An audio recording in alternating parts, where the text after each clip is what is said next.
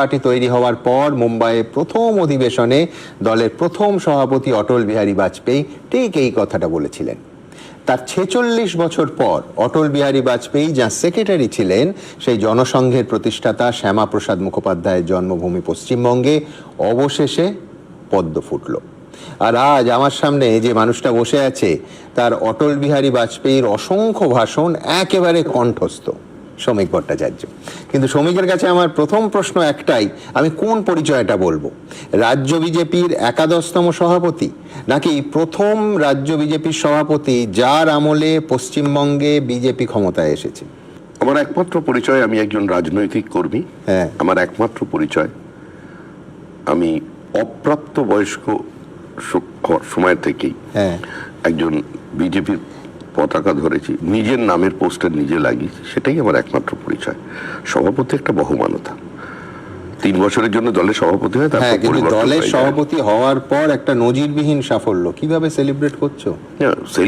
Celebrate তো মানুষ করছে, আমি সেলিব্রেট করার কে?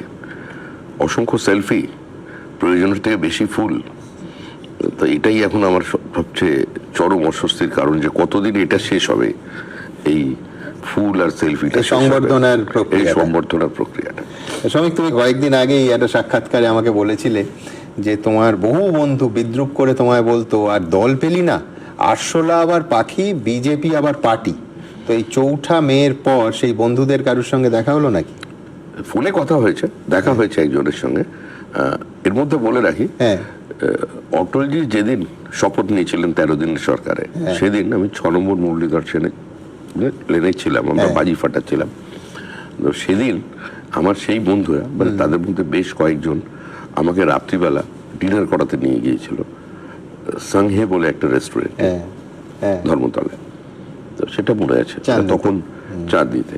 তো তারপর থেকে পর্যন্ত এসেছে সেই বন্ধুদের সঙ্গে, ছোটবেলার স্কুলের বন্ধুদের সঙ্গে আমার প্রতিনিয়ত যোগাযোগ আছে। তো জিতেছে। আমি যেখানে আমার বাড়ি ছিল, অল্পের জন্য সেই মধ্যহরার আসনটা আমরা হেরেছি। তাতে কিন্তু ধরো, যে শ্রমিক ভট্টাচার্যকে স্কুটারের পেছনে বসে প্রচার করতে যেতে হতো এবং সেখানে 5 জন 10 জন মেরে কেটে 15 জন তার কথা শুনতো, শুনতো বেশি লোক।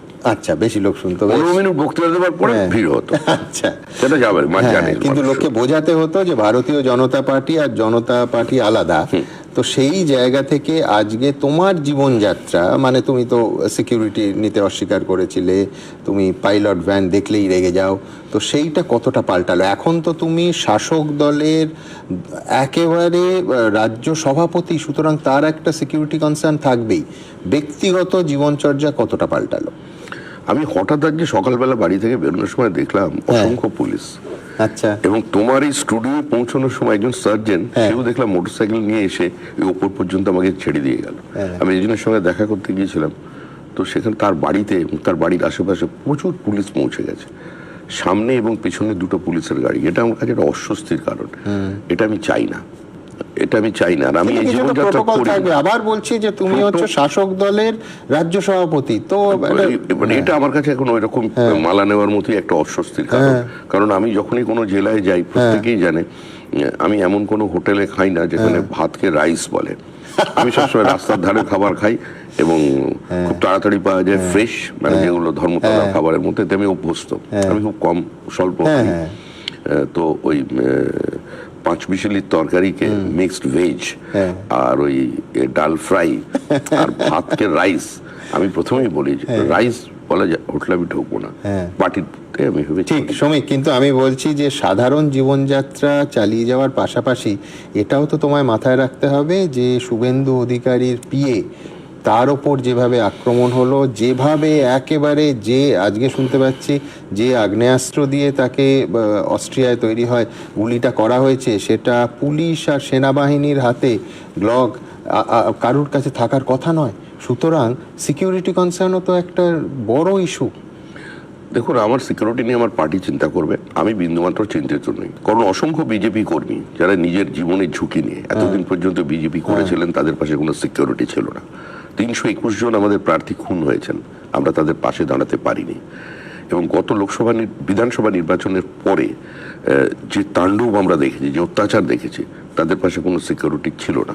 এখন আমি যদি একটা এই প্রবল বাহিনী নিয়ে গিয়ে আমার কর্মীদের কাছে দাঁড়াই, আমার মনে হয় সেটা তারা খুব একটা ভালোভাবে গ্রহণ করবে না, এবং করা উচিত নয়। এই 26-এর ভোটের পরেও কিছু কিছু জায়গায় তাণ্ডব চলছে, আমি সেই প্রসঙ্গে আসব, কিন্তু তার আগে শ্রমিক, যে জুটি একেবারে মাঠ জুড়ে খেলতে দেখা গেল, শুভেন্দু অধিকারী এবং শ্রমিক ভট্টাচার্যের জুটি, কাদের সঙ্গে তুলনীয়? এক জ্যোতি বসু আর প্রমোদ দাশগুপ্ত, নাকি বুদ্ধদেব ভট্টাচার্য আর অনিল বিশ্বাস?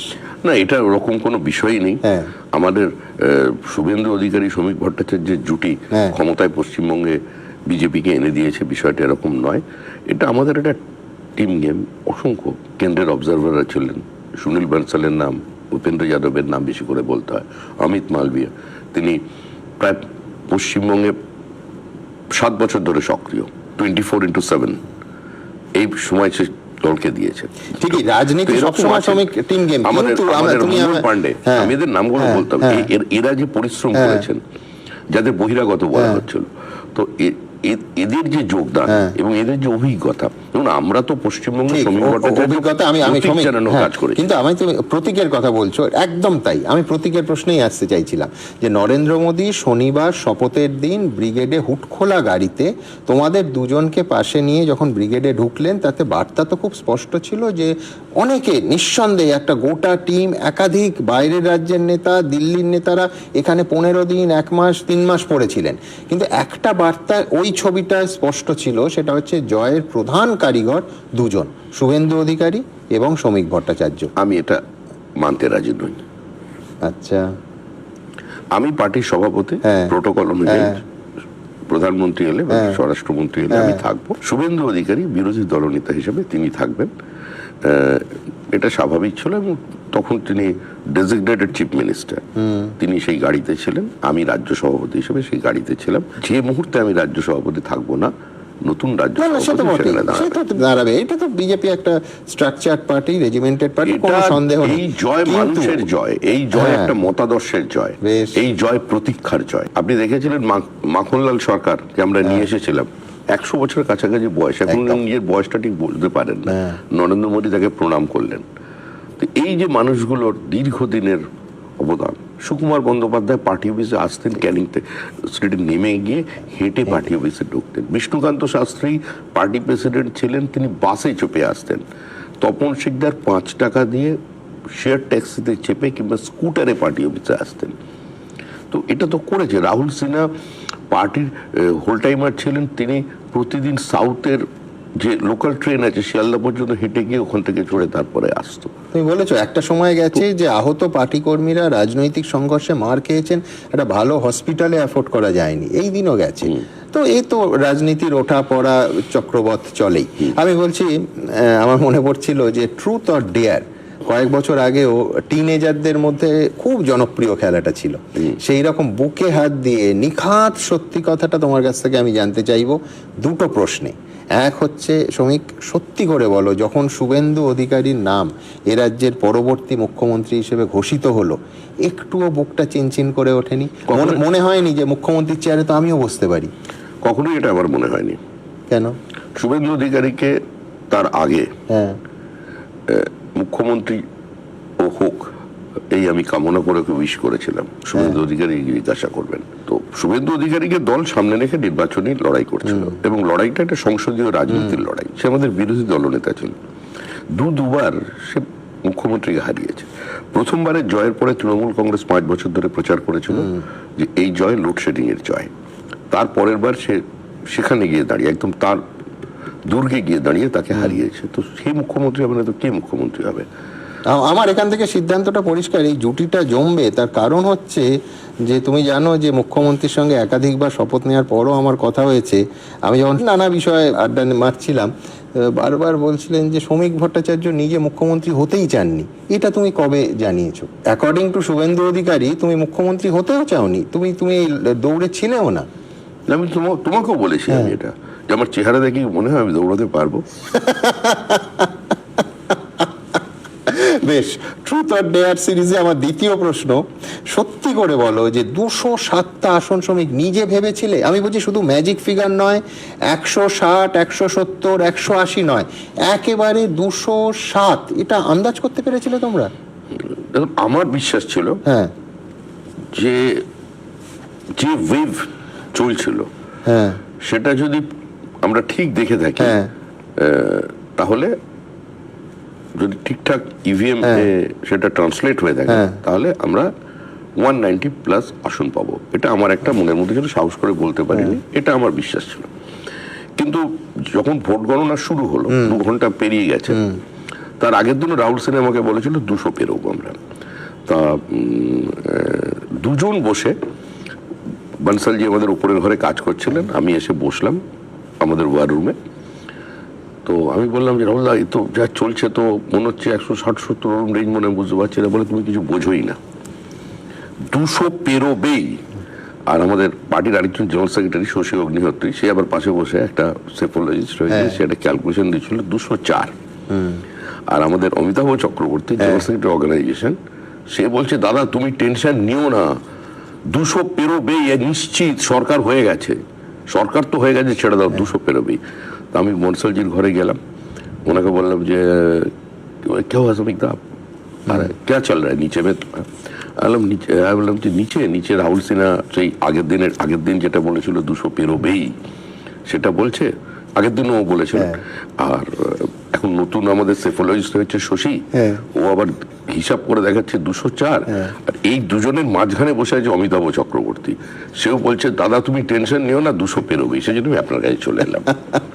আমি বিশ্বাস করতাম যে আমি দেখেছি, যেটা আমি শ্রমিক, এইখানে আমার উল্টো কথাটা বলতে হবে, যদি না হতো তৃণমূল কংগ্রেস ক্ষমতায় আসতো, এ তো গোটা রাজ্যটা কার্যত ফুটছিল, এবং একেবারে প্রকাশ্যে হুমকি হুঁশিয়ারি, বা তৃণমূলের দিক থেকে, তোমাদের দিক থেকেও দু একটা ছিল। মূল মানে আমি বলছি, কোথায় রাজ্যের আইন শৃঙ্খলা যেতে পারতো, একটা তো আশঙ্কাও ছিল। 300 কর্মী খুন হতো বিজেপির এতক্ষণের মধ্যে। আর পরের শব্দটাই বললাম, তুমি প্রকাশ্যে বলেছিলে যে আমরা পার্টি করতে পারবো না যদি তৃণমূল ক্ষমতায় আসে, এটা শেষ লড়াই, কথা তুমি বলেছিলে। আমি তো প্রকাশ্যে বলছি, এই নির্বাচন হিন্দু বাঙালির জন্য শেষ নির্বাচন, এবং প্রগতিশীল মুক্তমনা শিক্ষিত মুসলমানের জন্য শেষ নির্বাচন ছিল। তাদের একটা ভোটও তোমরা পেয়েছো? এই মুক্তমনা প্রগতিশীল মুসলমানের ভোট পেয়েছে বিজেপি? এই নিয়ে আমি কোনো মন্তব্য করছি না। আমি শুধু তাদের এটাই চিন্তা বললে আজকে আমার বার্তা, যে আমরা পশ্চিমবঙ্গবাসী হিসেবে দেখি আমাদের রাজনীতি বিভাজনের রাজনীতি নয়। আমরা যা করব পশ্চিমবঙ্গের বাসীর জন্য করব, কোনো হিন্দুর জন্য আলাদা কিছু নয়, মুসলমানের জন্য আলাদা কিছু নয়। কি করে করবে? তোমাদের নির্বাচিত বিধায়ক, এমনকি তোমরা কোনো সংখ্যালঘুকে টিকিট দাওনি, সংখ্যালঘু উন্নয়ন আমরা পশ্চিমবঙ্গে একটা বার্তা দিতে চেয়েছি। পশ্চিমবঙ্গে একটা ন্যারেটিভ তৈরি হয়েছিল যে 30% মুসলিম ভোট আছে বা 25% মুসলিম ভোট আছে, তো সেটা নিয়েই মমতা বন্দ্যোপাধ্যায় ক্ষমতায় ফিরে আসবেন, তারাই এখানে রাজনৈতিক শক্তির পরিবর্তন নিয়ে মানব। সেটা যে হয় না, আমি প্রথম দিনই অ্যাপিল করেছিলাম সমস্ত সংখ্যালঘুদের কাছে, যে ভাই বিজেপি তোমাদের শত্রু নয়, আমাদের রাজনীতি প্রতিহিংসার রাজনীতি নয়, আমাদের লড়াই কোনো ধর্মের বিরুদ্ধে লড়াই নয়, আমাদের লড়াই জিহাদিদের বিরুদ্ধে, র্যাডিক্যালাইজেশনের বিরুদ্ধে। একটা ভবিষ্যৎ প্রজন্ম যাতে সুস্থ সামাজিক আপনাদের পক্ষ থেকে আছে, সেটা চেষ্টা করুন। আর একই সঙ্গে এটা মনে রাখবেন যে আসামের ডেমোগ্রাফি থেকে শিক্ষা নিন, দ্বিতীয়বারের সরকার এসছে, তৃতীয়বারের জন্য সরকার আসবে আরো বড় ব্যবধানে।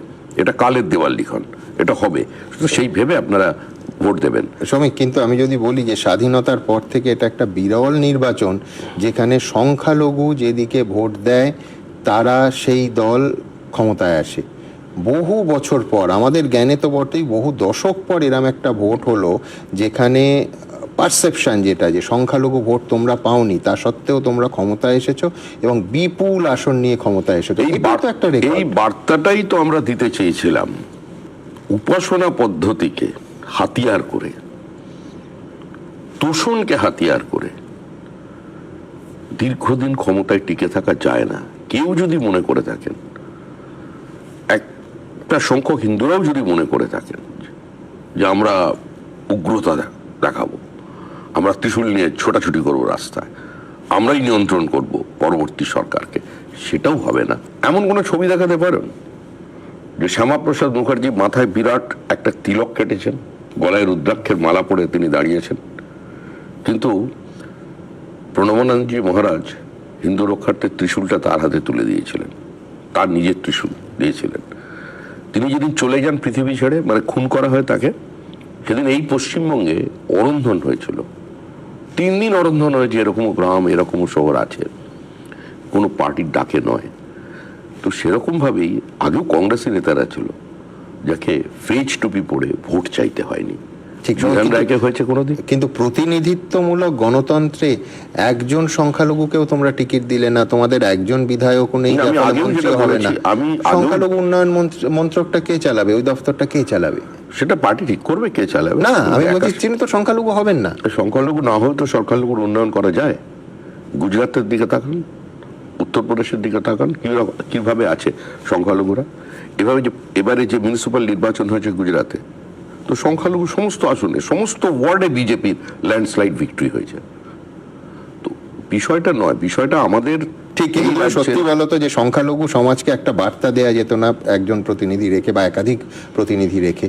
এইরকম আমরা গতবারে যাদের সংখ্যালঘু, এবং তুমি তো মানবে যে প্রকাশ্যে এরকম বহু সংখ্যালঘু আছেন, আমি নাম করতে চাই না, যারা তোমার দলকে হয়তো সমর্থন করেন প্রকাশ্যে। একদম সংখ্যালঘুরা একটাও ভোট দেননি, কথা আমি বিশ্বাস করি না। সমর্থন করেছেন তো, কিন্তু তাদের সুরক্ষা আমরা দিতে পারবো না। কেউ এটা বুঝতে চাইছে না যে গত 2021 সালে যে সংখ্যালঘুরা বিজেপির হয়ে কাজ করেছেন, আমি যদি খুব কাছাকাছির মধ্যে, আমি যেখানে তার বিধায়ক ছিলাম সেই বসিরহাটে বিজেপির হয়ে কাজ করে, যে প্রকাশ্যে বলেছে যে বিজেপি, আমরা আরএসএস এর ক্যাম্পে ছিলাম কোভিডের পরে, কেউ আমাদের খোঁজ নেয়নি। আমরা এখানের বসিরহাট উত্তরের এবং বসিরহাট দক্ষিণের 1500 আমরা সংখ্যালঘু, আমরা আরএসএস এর ক্যাম্পে ছিলাম অন্ধ্রপ্রদেশে। তো আমাদের তারা 6 মাস খাইয়েছে, বাচ্চাদের দেখেছে। তো আমরা তো আজকে এখানে বিজেপিকে ভোট দেবো বলে এসেছি। তারা ভোট দিয়ে চলে যাওয়ার পরে তাদের বাড়িগুলো ভেঙে দেওয়া হয়েছে, মোটরসাইকেল জ্বালিয়ে দেওয়া হয়েছে। তো এই অত্যাচার দেখেছে, যে অবর্ণনীয় অত্যাচার, আমি সব নাম বলে কাউকে বিপদে ফেলতে চাই না। মিনা খায় যারা বিজেপি করেছিল 10 বছর ধরে বিজেপি, চূড়ান্ত অত্যাচারের শিকার। আলিপুরদুয়ার, কুচবিহার, একাধিক জায়গা আছে। আমি তো আরেকটু গোড়ায় যাব, যে বীরভূমে তোমার শেষ যেখানে তোমায় থামালাম, সেই বীরভূমে ভারতীয় জনতা পার্টির পতাকা হাতে নিয়ে যারা প্রথম শহীদ হয়েছিলেন এ রাজ্যে, তারা প্রত্যেকে সংখ্যালঘু। একদম। আমি সেখানে গিয়েছিলাম। 2 মেয়েকে নুট প্যারেড করানো হয়েছিল। তারা লজ্জা নিবারণের জন্য সামনের একটা পুকুরের মধ্যে গলা পর্যন্ত ডুবিয়ে বসেছিল, আর চোখের সামনে দেখেছে বিভ্রস্ত মা বাবার পায়ের তলায় পড়ে আছে অচৈতন্য হয়ে, আর বাবাকে কুপিয়ে কুপিয়ে খুন করা হচ্ছে একজন পুলিশ অফিসারের উপস্থিতিতে। পান্ডে অফিসারের নাম ছিল, খুঁজছি ওকে আমি। সে তার রিপোর্টে লিখেছিল ইউ আর ওভার পাওয়ার্ড। তো সেদিনটা আমার মনে আছে, 6 জন মারা গিয়েছিল। হ্যাঁ, 6 জন মারা গেছিল। তোমাদের পরিভাষায় রাষ্ট্রবাদী মুসলমানদের বিজেপি বুকে টেনে নেবে, ভারতীয় মুসলমানদের কাছে টানবে। আমরা হিন্দু মুসলমান আলাদা কোনো বিভাজন করি না। যে ভারতবর্ষকে নিজের দেশ বলে মনে করে, এই দেশের আনন্দে যে আনন্দিত হয়, যে দুঃখে দুঃখ পায়, সেই আমাদের। কিন্তু এইখানে তুমি খানিকক্ষণ আগে একটা শব্দ বললে, আমরা প্রতিহিংসার রাজনীতি করি না। তাহলে শ্রমিক, তৃণমূল নেতা কর্মী তাদের বাড়ি দোকান ভাঙা হচ্ছে, কিছু আগুন লাগানো হচ্ছে, কেন হচ্ছে এবং তার উপর কেন নিয়ন্ত্রণ পাওয়া যাচ্ছে না? আমি বলছি একজন তৃণমূল নেতা বা কর্মীর বাড়িও কেন ভাঙা হবে, কেন সন্ত্রাস আসবে? এখানে একটা জটিলতা আছে। কিরকম? তোমার ফাইল থেকে তুমি বার করো। আমি একাধিকবার এই স্টেটমেন্ট করেছি। যখন আমি দলের রাজ্য সভাপতি ছিলাম না, যখন আমি দলের চিফ স্পোকসপারসন ছিলাম, তখন আমি বলেছিলাম যে এই সরকার চলে যাবে, সরকার চলে যাচ্ছে। তৃণমূল তার রাজনৈতিক জীবনচক্র সম্পূর্ণ করে ফেলেছে। যদি রাষ্ট্রবিজ্ঞান সত্য হয়, যদি সমাজবিজ্ঞানের মধ্যে কিছু থেকে থাকে, তাহলে তৃণমূল থাকতে পারে না। আমি বারবার এই কথাটা বলেছি। একদম। তুমি এখানে তোমার থামাবো আমি, তার কারণ শ্রমিক ভট্টাচার্য একেবারে একাধিকবার সাক্ষাৎকারে তো বটেই, একেবারে প্রেস কনফারেন্সেও কি বলেছিলেন দেখাবো। তৃণমূল সরকার চলে গেছে, তৃণমূল সরকার চলে যাচ্ছে, তৃণমূল সরকার চলে যাবেই। কিন্তু সরকার চলে যাওয়ার পরে রাজ্যে অস্থিরতা তৈরি হবে, তৃণমূলকে মারবে। যারা আমাদের যুক্ত আছে, আমি আজকে বিকেলে তাদের দল থেকে তাড়িয়ে দেবো। হ্যাঁ, বারবার তুমি বলেছো, কিন্তু আমি পারোনি, না, আলটিমেটলি ফেল করলে। আমি অস্বীকার করছি না, আমি একদম, আমি বলেছিলাম যে তৃণমূল সরকার যখন চলে যাবে তখন তৃণমূলকে মারবে। তুমি গত 3 বছরের হিসাব নাও, সবচেয়ে বেশি রাজনৈতিক খুন হয়েছে তৃণমূল কংগ্রেসের কর্মীরা। ইভেন 2021-এর পরেও হ্যাঁ, তৃণমূল কংগ্রেসের কর্মীরা খুন হয়েছে, এবং প্রত্যেকটা পরিবারের অভিযোগ হচ্ছে তৃণমূল কংগ্রেসের দিকে। সুতরাং যারা অভুক্ত আছে বা যারা ভাগ পায়নি তারা আক্রমণ করবে, যারা বেনিফিশিয়ারি তাদের। তো এটা একটা ওই হ্যাপস নটদের সঙ্গে লড়াই, তো এটা হবে। তো সেই সময় এই সময়টা থাকবে, এই সময়টুকু আজ নির্বাচন কমিশনকে দেখতে হবে এবং রাজ্যপালকেও একটা কত দৃষ্টি রাখতে হবে। আমরা কি দেখলাম, নির্বাচন শেষ হওয়ার সঙ্গে সঙ্গে 4 ঘন্টা কি বিজেপি তৈরি হয়ে গেল বিভিন্ন এলাকায়, গেরুয়া আবির মেখে হাতে বিজেপি ঝান্ডা নিয়ে নেমে পড়লো রাস্তায়। আমরা অনেক বলেছি যে 4 তারিখ 12টার পর যারা বিজেপি হয়েছে তারা বিজেপির 12টা বাজানোর জন্য যথেষ্ট। না, বিজেপি তারা থাকবে না। হ্যাঁ, আমরা দলের প্রত্যেকটা ইউনিটকে আমরা বলে দিয়েছি যে বিজেপিতে এখন কোনো যোগদান নেই। প্রত্যেক বিজেপি সংগঠকের দায়িত্ব হচ্ছে যারা ওই দুপুর 12টার পরে বিজেপি হয়েছে, আগের দিন পর্যন্ত যারা ফেসবুকে কদর্য ভাষায় আক্রমণ করেছে স্থানীয় প্রার্থীকে, তারা বিজেপির পতাকা তারা ধরছে, তাদের চিহ্নিত করুন। আর যদি না পারেন পার্টি আপনাদের পদ থেকে সরিয়ে দেবে। সে পার্টির বিধায়কও হতে পারে। বিধায়কও যদি এই কাজ করে, মনে রাখবেন পার্টির ওপরে কেউ নেই, পার্টির সিদ্ধান্তই চূড়ান্ত সিদ্ধান্ত। আমরা চাই পশ্চিমবঙ্গে বিজেপির সরকার তৈরি না হোক, পশ্চিমবঙ্গ রাজ্য সরকার তৈরি হোক। কিন্তু তার সঙ্গে মনে রাখতে হবে বহু মানুষের ত্যাগ, তিতিক্ষা, বলিদান এর কারণে দল আজকে এখানে এসেছে। এ কোনো ঝড়ে আসেনি, কোনো ব্যক্তির কৃতিত্বে আজকে দল এখানে নেই। বহু মানুষের, যাদের নাম কেউ কোনোদিন মনে রাখেনি, তাদের জন্য এসেছে। সেটাকে কলুষিত করার চেষ্টা করা হচ্ছে একটার পর একটা। তুমি থামাবে কি করে? আমি বলছি তুমি বহু ছবি আমি তোমায় দেখাতে পারি যেখানে সেই অত্যাচারিত মুখগুলো মঞ্চে তারা সেলিব্রেট করছে বিজেপির আবির মেখে। বহু জায়গায় সেলিব্রেট করছে। রেলের তৎকাল উইন্ডো খোলে না, সেরকম তৎকাল বিজেপিরা থাকবে না। আমি দায়িত্ব নিয়ে বলছি, থাকবে না। এই তৎকাল বিজেপিকে কেউ যদি সমর্থন করে তাকে বিজেপির বাইরে চলে যেতে হবে। আমি সভাপতির দায়িত্ব নিয়ে বলছি, তাকে আমি দল থেকে সাসপেন্ড করব। আমি সাংবাদিকদেরও বলেছি এরকম দৃশ্য যদি দেখাতে পারেন যে দলের প্রার্থী ছিল বিধানসভায়, এমনকি বিধায়কও যদি এই কাজ করে, তাহলেও দলের শৃঙ্খলা রক্ষা কমিটি তার বিরুদ্ধে ব্যবস্থা নেবে। এবং যারা এই কাজ করেছে, আর আমাদের কাছে খবর আছে যারা এই কাজ করেছে, তাদের বিরুদ্ধে ব্যবস্থা নেওয়া হচ্ছে। আমি নিজে ডিজিকে বলেছি, হোম সেক্রেটারিকে বলেছি, এখন তো সরকার হয়ে গেছে, এখন যা করবেন সরকার করবে, সরকার তাদের কাজ করবে। সরকার একটা হেল্পলাইন চালু করছে, একদম সেই হেল্পলাইনের নামও আপনারা জানতে পারবেন, আমাদের মুখ্যমন্ত্রী সেটা ঘোষণা করে দেবেন। পার্টি এর বাইরে যেতে পারে না। আমরা ওইভাবে সরকারকে নিয়ন্ত্রণ করতে করব না, কিন্তু পার্টির যেটা দায়িত্ব যে আমরা জমিতে কাউকে তৎকাল বিজেপিকে রাখবো না। কোনো ইউনিয়ন বিজেপির নেই, শুনে রাখুন, এটা খুব ক্লিয়ার করে বলে দিচ্ছি।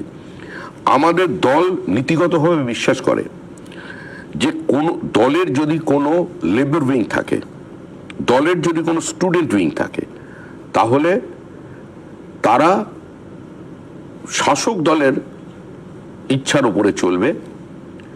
শ্রমিকের স্বার্থ রক্ষা কিংবা কোনো ছাত্রের স্বতঃস্ফূর্ত প্রতিবাদকে ব্যক্ত করতে পারবে না। সেই জন্য এটা আমাদের নেই।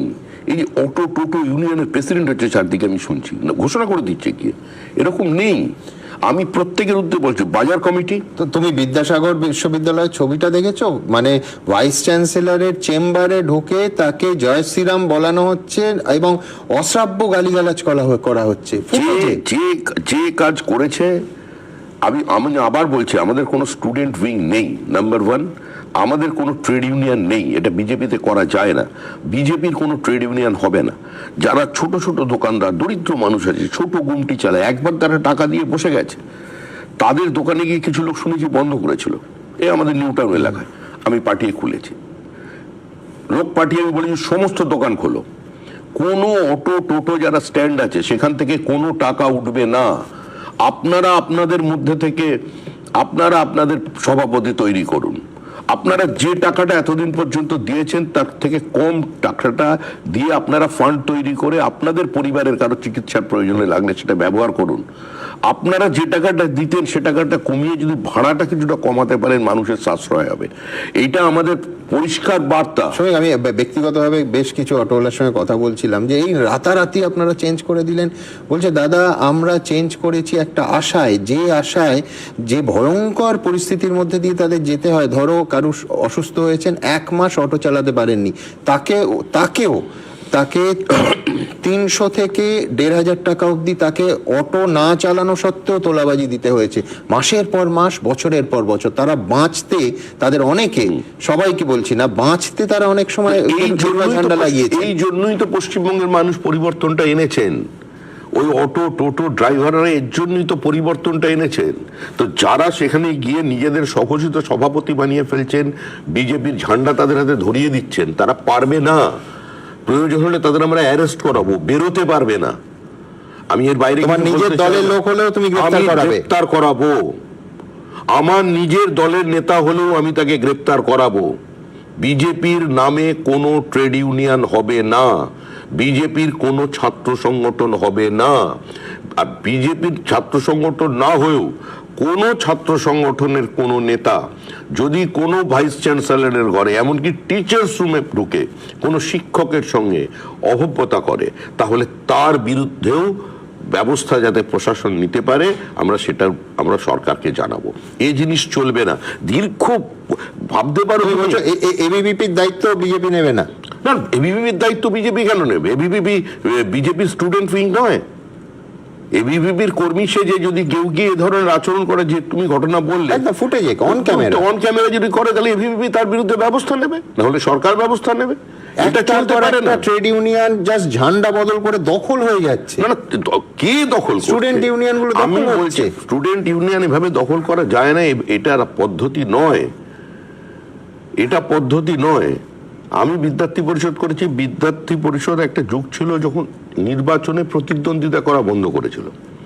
সুতরাং যে আশায় মানুষ ভোট দিয়ে, তুমি ভাবতে পারো, এক ভদ্রমহিলার সঙ্গে আলাপ হলো, তিনি বললেন যে আপনারা সবার কথা বলছেন, আমাদের কথা বলছেন না। তো সাফল্যের জন্য আমরা যে এসেছি, আমার স্বামী মিউনিক থেকে এসছেন, 2 দিনের জন্য এসছেন, পর্তুগাল থেকে এসছে, ভোট দিতে চলে গেছে। ডাক্তারবাবু সুইডেন থেকে এসে ভোট দিয়ে গেছে। আমাদের সিলিকন ভ্যালির ছেলেরা এই এসে আমাদের বেহালা পূর্বে যে প্রার্থী, তার হয়ে নির্বাচনে কাজ করেছে, তাদের মধ্যে একজন ভোটার, তারা এসে কাজ করেছে। মানে কি, তারা বিভিন্ন জায়গায় গিয়ে তাদের বন্ধু বান্ধব ক্লাসমেটদের মধ্যে প্রচার করেছে, বেড়াতে এসছে, আবার ঠিক হয়ে গেছে, তারা বেরিয়ে চলে গেছে। এই যে এত আশা নিয়ে পরিযায়ী শ্রমিকরা এসছে, যারা ডায়মন্ড সেটিং এর কাজ করে, তারা এসেছে। কিছু আমাদের ব্যবস্থা এসছে, নিজেরা আগে থেকে 4 মাস 5 মাস আগে থেকে তারা প্রস্তুতি নিয়েছে, পয়সা জোগাড় করেছে, বাস ভাড়া করে এসে যে ভোট দিচ্ছে একটা পরিবর্তনের আশায়। এটা দেখবার জন্য যে বিজেপির গেরুয়া আবির মেখে, বিজেপির পতাকা হাতে নিয়ে ভাঙচুর করব, তৃণমূলের অফিস দখল করব, রাতারাতি রং বদলে দেবো, নীল সাদা রঙকে করে গেরুয়া রং করে তো কৈরি, মানে ওই রংটারই অমর্যাদা হচ্ছে। এটা আমরা চলতে দেব না। আমরা এর বিরুদ্ধে ব্যবস্থা নিচ্ছি, কিন্তু সময়টা তো কম, আর এত অত্যাচার সহ্য করেছে।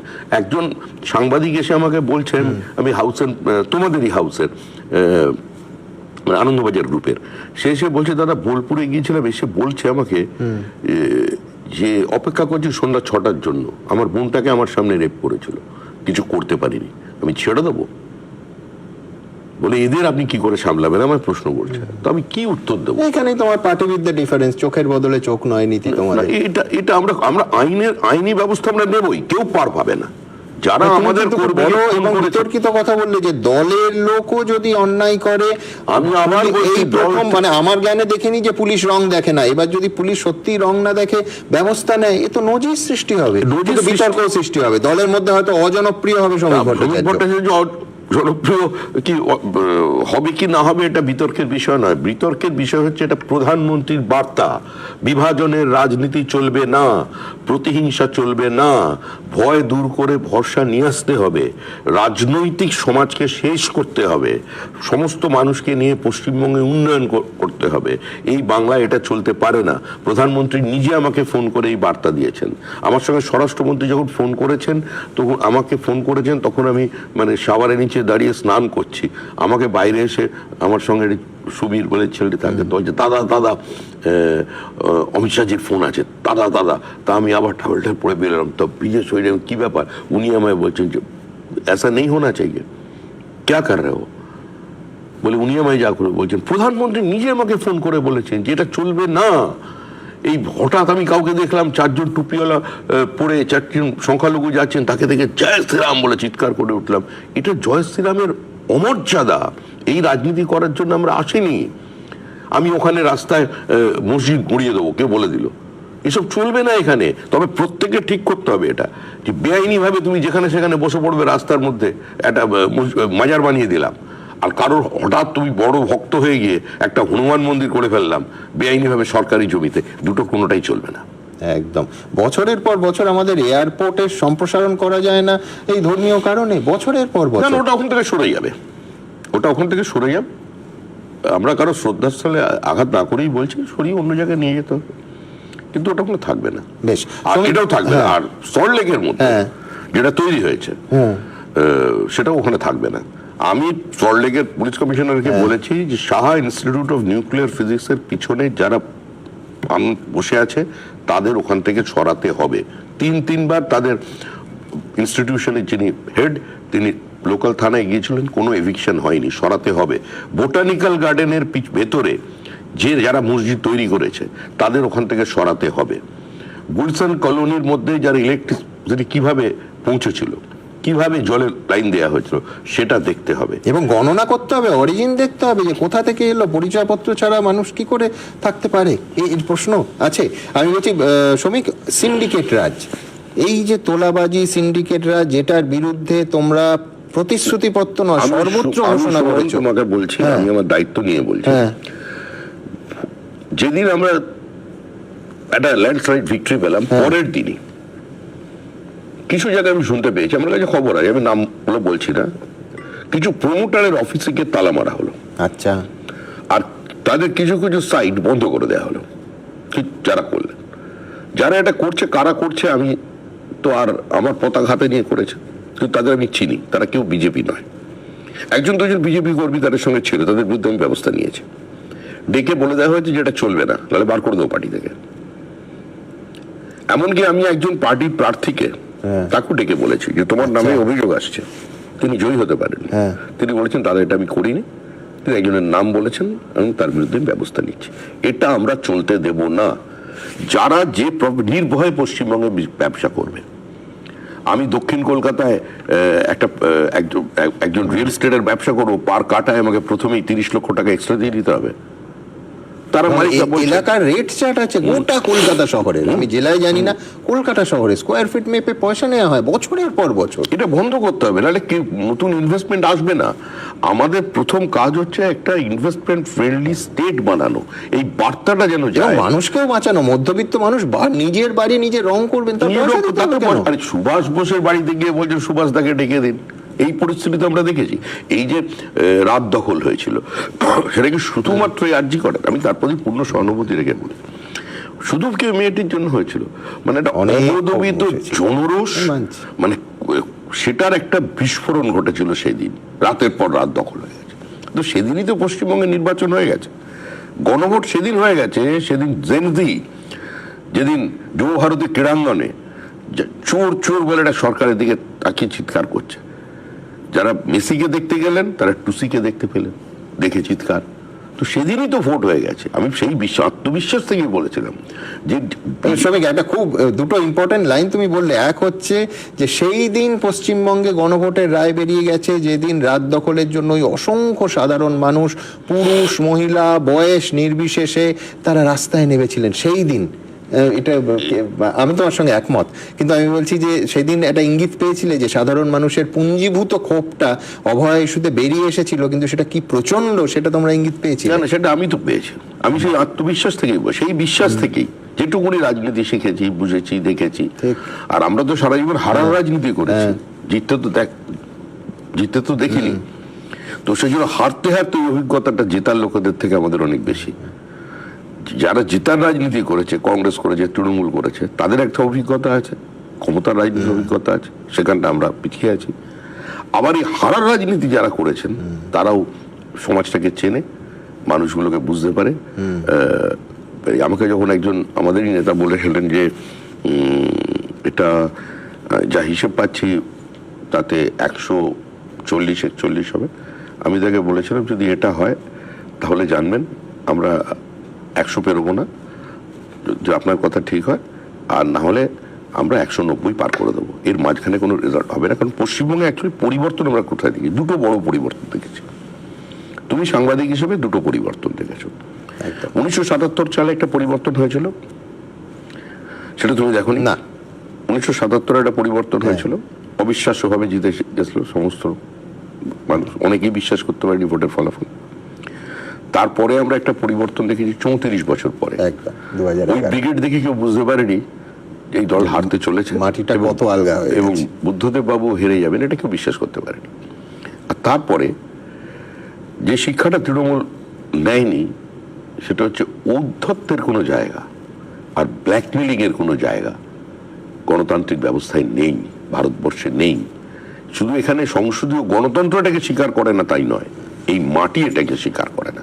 এই মাটিটা ঔদ্ধত্যের মাটি নয়, এটা বহুত্ববাদের মাটি, এটা মত প্রকাশের অধিকারকে প্রতিষ্ঠিত করার মাটি। এটা এরা ভুলে গিয়েছিল। সেজন্য তাদের যে বডি ল্যাঙ্গুয়েজ, এই যে ডিজে বাজিয়ে দেবো, আমি দেখেছি আমাদের কর্মীরা ডিজে বাজাচ্ছে। আমি ডিজে রাত্রি 10টার পরে ডিজে চলবে না। এই মানুষ আমাদের রবীন্দ্র নজরুল সন্ধ্যাকে ফেরানোর জন্য ভোট দিয়েছেন। আমাদের পাড়ায় পাড়ায় কোথায় রবীন্দ্র নজরুল সন্ধ্যা হারিয়ে গেছে। এই যে বিভিন্ন জেলায় জেলায় সুকান্ত ভবন আছে, রবীন্দ্র ভবন আছে, এত সুন্দর সুন্দর বাড়ি আছে, অডিটোরিয়াম আছে, বিয়ে বাড়িতে ভাড়া হচ্ছে, ডিজে চলছে। এটা তো আমাদের পশ্চিমবঙ্গ নয়। আজকে আমাদের এখানে বাজনা গান হয়ে গেছে। বাজনা গানকে গান বাজনায় ফিরিয়ে আনার জন্যই আজকে মানুষ আমাদের ভোট দিয়েছেন। তো সেটাকে অনার করতে হবে। আর সেটাকে অনার করতে প্রোগ্রামে গেছেন মুখ্যমন্ত্রী শুভেন্দু অধিকারী, তাকে বলতে হচ্ছে এখানে জয় শ্রীরাম স্লোগান দেবেন না, এটা স্লোগান দেওয়ার জায়গা নয়, কবিগুরুর গানের জায়গা, কবিগুরু লহ প্রণাম, এটা মনে করিয়ে দিতে হচ্ছে। বিষয়টা হচ্ছে এখানে জয় শ্রীরামটা একটা ওয়ার ক্রাই হয়ে গিয়েছিল। যেদিন মুখ্যমন্ত্রী নেমে গালাগাল বলেছিলেন সেদিন থেকেই জয় শ্রীরাম তা ঠিক হয়নি। এবার মুখ্যমন্ত্রী জয় শ্রীরাম বলে একবার মঞ্চ থেকে উনি বক্তৃতা থামিয়েছিলেন 2021 সালে। মানে আমি বলছি যুদ্ধ জয়ের পরে আর ওয়ার ক্রাইয়ের কোনো মূল্য আছে কি, আর প্রয়োজন আছে কি? জয় শ্রীরাম এটা এখন ছড়িয়ে গেছে। আর রামের সঙ্গে অসুবিধাটা কোথায় আছে? বাঙালির যে দুর্গা পূজা করে সেটা তো অকাল বোধন, রামের পুজো।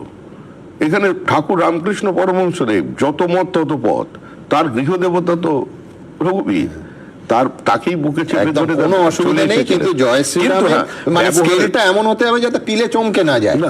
এটা বাঙালি সংস্কৃতির সঙ্গে এটাও যায় না। না, কোন সংস্কৃতির সঙ্গে যায় না, কোন সংস্কৃতির সঙ্গে যায় না। এই যে বাঙালি উদাহরণ দিচ্ছি, আমি দীর্ঘ সময় একটা বড় শ্মশানের পাশে থাকতাম। আমি বলছি যে অনেক রাত 3টে-4টের সময় এত জোরে বল হরি হরি বল হতো, সেটা ভয়ঙ্কর, কত ওটা চলে না একদম।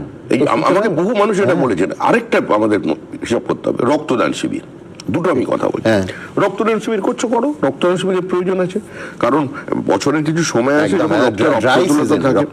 আর আমাদের রাজ্যে কার্যত রক্তদান শিবিরটা একটা গণ আন্দোলনের রূপ নিয়েছে, সবাই রক্তদান শিবির করে। কিন্তু রক্তদান শিবির করব আমি, তার জন্য 50টা মাইক থাকবে, পাড়ার লোক অসন্তুষ্ট হবে, এটাও দেখতে হবে। আরেকটা বড় বিষয় আছে, বস্ত্রদান, বস্ত্র বিতরণ। বস্ত্র বিতরণটা কি? রাজনৈতিক নেতা, শাসক দলের নেতা বস্ত্র বিতরণ করছেন, করুন না। মানুষকে যদি দেবার ইচ্ছা থাকে সেটাকে ঢাকঢোল পিটিয়ে তার দারিদ্রটাকে ফলাও করে দেখানোর আর নিজেকে দানবীর প্রমাণ করার কি আছে? বাড়িতে পাঠিয়ে দিন, পাবলিসিটি স্টান্ট। পাবলিসিটি স্টান্ট এটা। বস্ত্র বিতরণটা কি? বস্ত্র বিতরণের যখন রাজনৈতিক কোনো কর্মী বস্ত্র বিতরণ করে, সে যেটা ঢেকে রাখতে চাইছে ওটা কোনো শীতার্থ মানুষের নগ্ন দেহ নয়। কম্বল বিতরণ করছে ঢাকার জন্য নয়, সেটা রাজনীতির দারিদ্রকেই সে ঢাকতে চাইছে। এটা চলা উচিত নয়। এই যে আমি নিজের জীবনে কোনো দিইনি। আমি অনেককে বলেছি, অনেকে আমার কথায় প্রভাবিত হয়েছে, শুনেছে, অনেকে শুনেনি। আমি যদি কাউকে কিছু দিতে চাই, আমি যদি কাউকে পাশে দাঁড়াতে চাই, তো তার তো পাবলিসিটির প্রয়োজন নেই। নেতা বিরাট কাট আউট ছবি একজনের হাতে কম্বল তুলে দিচ্ছেন, তো এটা কি তার মর্যাদা পায়? আজকে দেখুন, এত বড় বীর বিপ্লবী চারিদিকে শহরের মধ্যে ছিল, সব বাড়িতে ঢুকে পড়েছে, কেউ নেই। আর এদেরও ঢুকে পড়াটা ঠিক হয়নি। হয় বাড়িতে ঢুকে পড়ছে, নয় তোমাদের অফিসে লাইন দিচ্ছে। না না, আমাদের অফিসে এই লাইন দীর্ঘতর হবে, এই লাইন দীর্ঘতর হবে। না না, ক্ষমতার অলিন্দে থাকতে কেউ কেউ নিজেকে বেশি স্বচ্ছন্দ বোধ করে। তার কারণ ওখান থেকে মধুভাণ্ড থেকে মধুটা পাওয়া যায়, কলাটা মূলটা পাওয়া যায়। এটা থেকে পশ্চিমবঙ্গে মহারাষ্ট্রে ভোট হয়, বোঝাই যায় না এখানে নির্বাচন হয়ে গেল। একদম। আমি হরিয়ানার নির্বাচন দেখলাম, ছিলাম, মানে সকালবেলা দেখছি কংগ্রেস আর এর মানে কি মারামারি, দৌড়ি কংগ্রেস আর বিজেপির, মানে হাতাহাতি হচ্ছে না। হরিয়ানার লোকের একটু জোরে কথা বলে, উত্তেজনা। রাত্রিবেলা ব্যাস দুজনেই এক পার্টিতে বসে গেল, একজন ডাক্তার সবজিলা মানে ধরো মহারাষ্ট্রে দশকের পর দশক একটা নতুন শিল্প আসবে, শাসক বিরোধী সবাই ওয়েলকাম করে, এবং কোথাও কোনো সংঘাত নেই, কোথাও তোলাবাজি নেই। আমি শ্রমিক এইখান থেকে আরেকটা জায়গায় আসবো। এর পাশাপাশি মুদ্রার আরেকটা উল্টো দিকও আছে, সেটা হচ্ছে প্রধানমন্ত্রী যখন বলেন যে গিন গিনকে হিসাব লেঙ্গে, সব থেকে বেশি হাততালি পড়ে। তার কারণ মানুষ চান যে গত 12 বছর 14 বছর 15 বছর যে দুর্নীতির অভিযোগগুলো এসছে, তার যেগুলো কোনোটার ফাইনাল চার্জশিটও হয়নি, কনক্লুশনে পৌঁছানো যায়নি, শাস্তি অধিকাংশ ক্ষেত্রে দেয়া যায়নি, তার তো একটা হিসাব হবে। অবশ্যই হবে। প্রধানমন্ত্রী যখন বলেছেন তখন তার হিসাব হবে। হয়নি, হয়নি এর কারণ হচ্ছে বহু ক্ষেত্রেই পুলিশকে যেভাবে রাখা হয়েছিল, তারা করেনি। ইডি সিবিআই এর কাজে বিজেপি সন্তুষ্ট কে বলেছে? আমি তো বারবার বলেছি ইডি সিবিআই কে নিয়ে বিজেপি সন্তুষ্ট নয়। আপনারা বাইরে থাকলেও অনেকে ভাবছেন ইডি সিবিআই কে হাতিয়ার করে বিজেপি নির্বাচনে লড়বে। একজনকেও গ্রেপ্তার করেছে, মেটেরিয়াল নেই গ্রেপ্তার করার মতো। থাকলে এবার তো হবে। আমি বলছি সেটা ইডি সিবিআই বুঝবে, আমি ওটা অধিকারী নই। ইডি সিবিআই একজনকেও গ্রেপ্তার করেনি। 356 ইম্পোজ হয়নি, তারপরেও কিন্তু আমরা ক্ষমতায় এসেছি। সুতরাং প্রতিহিংসার রাজনীতি যদি করা হতো, ওটাকে হাতিয়ার করা হতো, তাহলে সবাইকে ভেতরে রেখে রাজনীতি করতো। একজন বলেছিলেন না, ইউনিয়ন অফ ইন্ডিয়া নাকি কি চ্যালেঞ্জ করে দিলেন, এসে দেখেই যান ফলতায়। আমি দেখবো তৃণমূল কংগ্রেসের ফলতায় কারা কারা প্রচার করছেন। কোনো হুমকি নেই, খোলা আছে রাস্তা, গণতান্ত্রিক ব্যবস্থা, আপনারা আসুন, প্রচার করুন, বক্তৃতা করুন, সবাই মিলে আসুন না। আমি সবাইকে বলেছিলাম যে পাড়ায় সবাইকে মিলে চা খাও। তার পরিবর্তে কিছু জায়গায় হয়েছে, কংগ্রেস তৃণমূল এক জায়গায় বসেছে, হাত মিলিয়েছে বিজেপি তৃণমূল। আবার কিছু জায়গায় দেখা যাচ্ছে তৃণমূলই বিজেপি হয়ে গেল, মঞ্চে উঠে গেল, মঞ্চে উঠে তারা শুরু করে দিয়েছে চারদিকে টাকা চাই। বহু জায়গায় ঘটনা ঘটছে। তো আমরা পরিষ্কার পার্টি থেকে বার্তা দিই যে এটা চলবে না, এটা বিজেপির চেনা চেহারা নয়, বিজেপি এই কাজ করেনি। বিজেপিকে লোকে এই জন্য ভোট দেয়নি, এটা বন্ধ করার জন্যই আমাদের ভোট দিয়েছে। এটা আমি চলতে দেব না। আমি মানে ব্যক্তি শ্রমিক ভট্টাচার্য নয়, আমি বা সভাপতি শ্রমিক ভট্টাচার্য নয়, এটাই আমাদের পার্টি। আর তার জন্যই আজকে মহারাষ্ট্রে আজকে 1.6 হচ্ছে তাদের এফডিআই, আর আমাদের এখানে ডাইরেক্ট ইনভেস্টমেন্ট হচ্ছে 0.6। এই পরিণতি হয়েছে তো আমাদের। আজকে বাঙালির গরিমা, বাঙালির অস্মিতা কোথায় গেল? শেষ করেছে কারা? আজকে আমাদের যে স্টেজ, আমাদের যে কবিতা, আমাদের, আমি নিজে বলেছি যে আমাদের এখানে যত প্রতিভাবান থিয়েটার অ্যাক্টিভিস্ট আছেন, আর্টিস্ট আছেন, তারা খুব একটা কি মর্যাদা পেয়েছেন? তারা কি খুব একটা ভালো আছেন? নেই। লক্ষ্য করো, বাঙালি কিন্তু দুটো শিল্পেই পিছিয়ে গেল। এক হচ্ছে কলা শিল্প, এবং দুই হচ্ছে ইন্ডাস্ট্রি শিল্প, যেখানে তুমি পরিসংখ্যান দিচ্ছ। সত্যি তো মানে বড় শিল্প ছাড়া এই রাজ্যে কর্মসংস্থান হবে কি করে? হঠাৎ শুনতে পেলাম আমি, মানে আমাদের এখানে টালিগঞ্জে, মুখ্যমন্ত্রীর ভাষায় টলিউডে, সেখানে যে স্বঘোষিত নেতা হয়েছে ফতোয়া জারি করছে। কে? এরকম কোনো জিনিস তৈরি হয়নি। ওখানে যদি কোনো ইউনিয়ন করতে হয়, তাহলে সেটা আমাদের যদি তোমাদের দলের নামে, আমি সরি আমি এই খবরটা মিস করেছি, তোমাদের দলের নামে হচ্ছে? আমাদের দলের নামে কেউ সে নির্দেশিকা জারি করেছে, আচ্ছা এই করা যাবে এই করা যাবে না, এই করতে মানে হুবহু যেটা তৃণমূলের বিরুদ্ধে অভিযোগ ছিল সে করতে শুরু করেছিল একজন। আমি সঙ্গে সঙ্গে বলেছি যে এরপর পরে পুরো ঢুকিয়ে দেবো ফোন করে। আমি ফোন করলে আশা করি স্থানীয় পুলিশ ওকে বলে গ্রেপ্তার করবে। সেই পরিস্থিতি আমরা চাই না, কারণ সেও একজন শিল্পী। বিজেপি কাউকে এরকম ভাবে দেয়নি, মানে সাবলিস কাউকে দেয়নি, সাবলিস লোকে নিজেরা নিয়ে ফতোয়া জারি করছে। এটা চলবে না, এটা আমাকে 7 দিন লাগবে বন্ধ করতে। মুখ্যমন্ত্রীর সঙ্গে আমার কথা হয়েছে সকালে, এই ব্যাপারে তো পার্টি এটাকে মানবে না। আজকে হোম সেক্রেটারি ছিলেন, তাকেও আমি পরিষ্কার জানিয়ে এসেছি। কালকে রাত্রিবেলা আমার সঙ্গে ডিজি এবং ক্যালকাটা পুলিশের সিপি আরও কিছু পুলিশ আধিকারিকের সঙ্গে কথা হয়েছে। আমি পরিষ্কারভাবে একটা জিনিস জানিয়ে দিতে চাই, বিজেপির তৃণমূলীকরণ হবে না। আমাদের 2 জন কর্মী এর মধ্যে শহীদ হয়েছেন, জিতেছি আমরা। আজকে যদি এই ফলটা উল্টো হতো, এতক্ষণে আমাদের 200 কর্মী খুন হয়ে যেত। বহু তৃণমূল কংগ্রেসের আভ্যন্তরীণ গোষ্ঠীদ্বন্দ্ব, তাদের আভ্যন্তরীণ রসায়নের কারণে তারা রাতারাতি কিছু তৃণমূলের ফ্ল্যাগ নিয়ে মাথায় গেরুয়া আবির লাগিয়ে দিয়ে তারা তৃণমূলের অফিস দখল করছেন, তালা লাগাচ্ছেন। আমাদের দলের পক্ষ থেকে অ্যাজ অফ নাও আমরা বলে দিয়েছি যে যারা এই কাজে বিন্দুমাত্র ইনভলভ থাকবেন, মিউনিসিপ্যালিটি দখল, পঞ্চায়েত অফিস দখল, এগুলো এখানে চলবে না। তাকে দলের বাইরে যেতে হবে, তাকে বার করে দেবো পার্টি থেকে। এবং পুলিশকে, হোম সেক্রেটারিকে আমরা ক্লিয়ারলি বলেছেন অত্যন্ত কঠোর হাতে পরিস্থিতি নিয়ন্ত্রণ করুন। এটা এই বিষয়ে প্রধানমন্ত্রী প্রতিনিয়ত একটা ভিজিল তার আছে যে কি চলছে পশ্চিমবঙ্গে, কারণ পশ্চিমবঙ্গের পরিবর্তনটা এবং পশ্চিমবঙ্গে সে সবরই প্রতীক্ষার মতো প্রতীক্ষাটা ছিল তো ক্ষমতা। সুতরাং সারা ভারতবর্ষের চোখ আছে পশ্চিমবঙ্গের দিকে। একজন বিজেপি উত্তরপ্রদেশের কর্মী যদি উত্তরপ্রদেশের নির্বাচন জিতে যত আনন্দ পেয়েছেন, তার থেকে পশ্চিমবঙ্গের নির্বাচনটা জেতার পরে বেশি আনন্দ পেয়েছেন।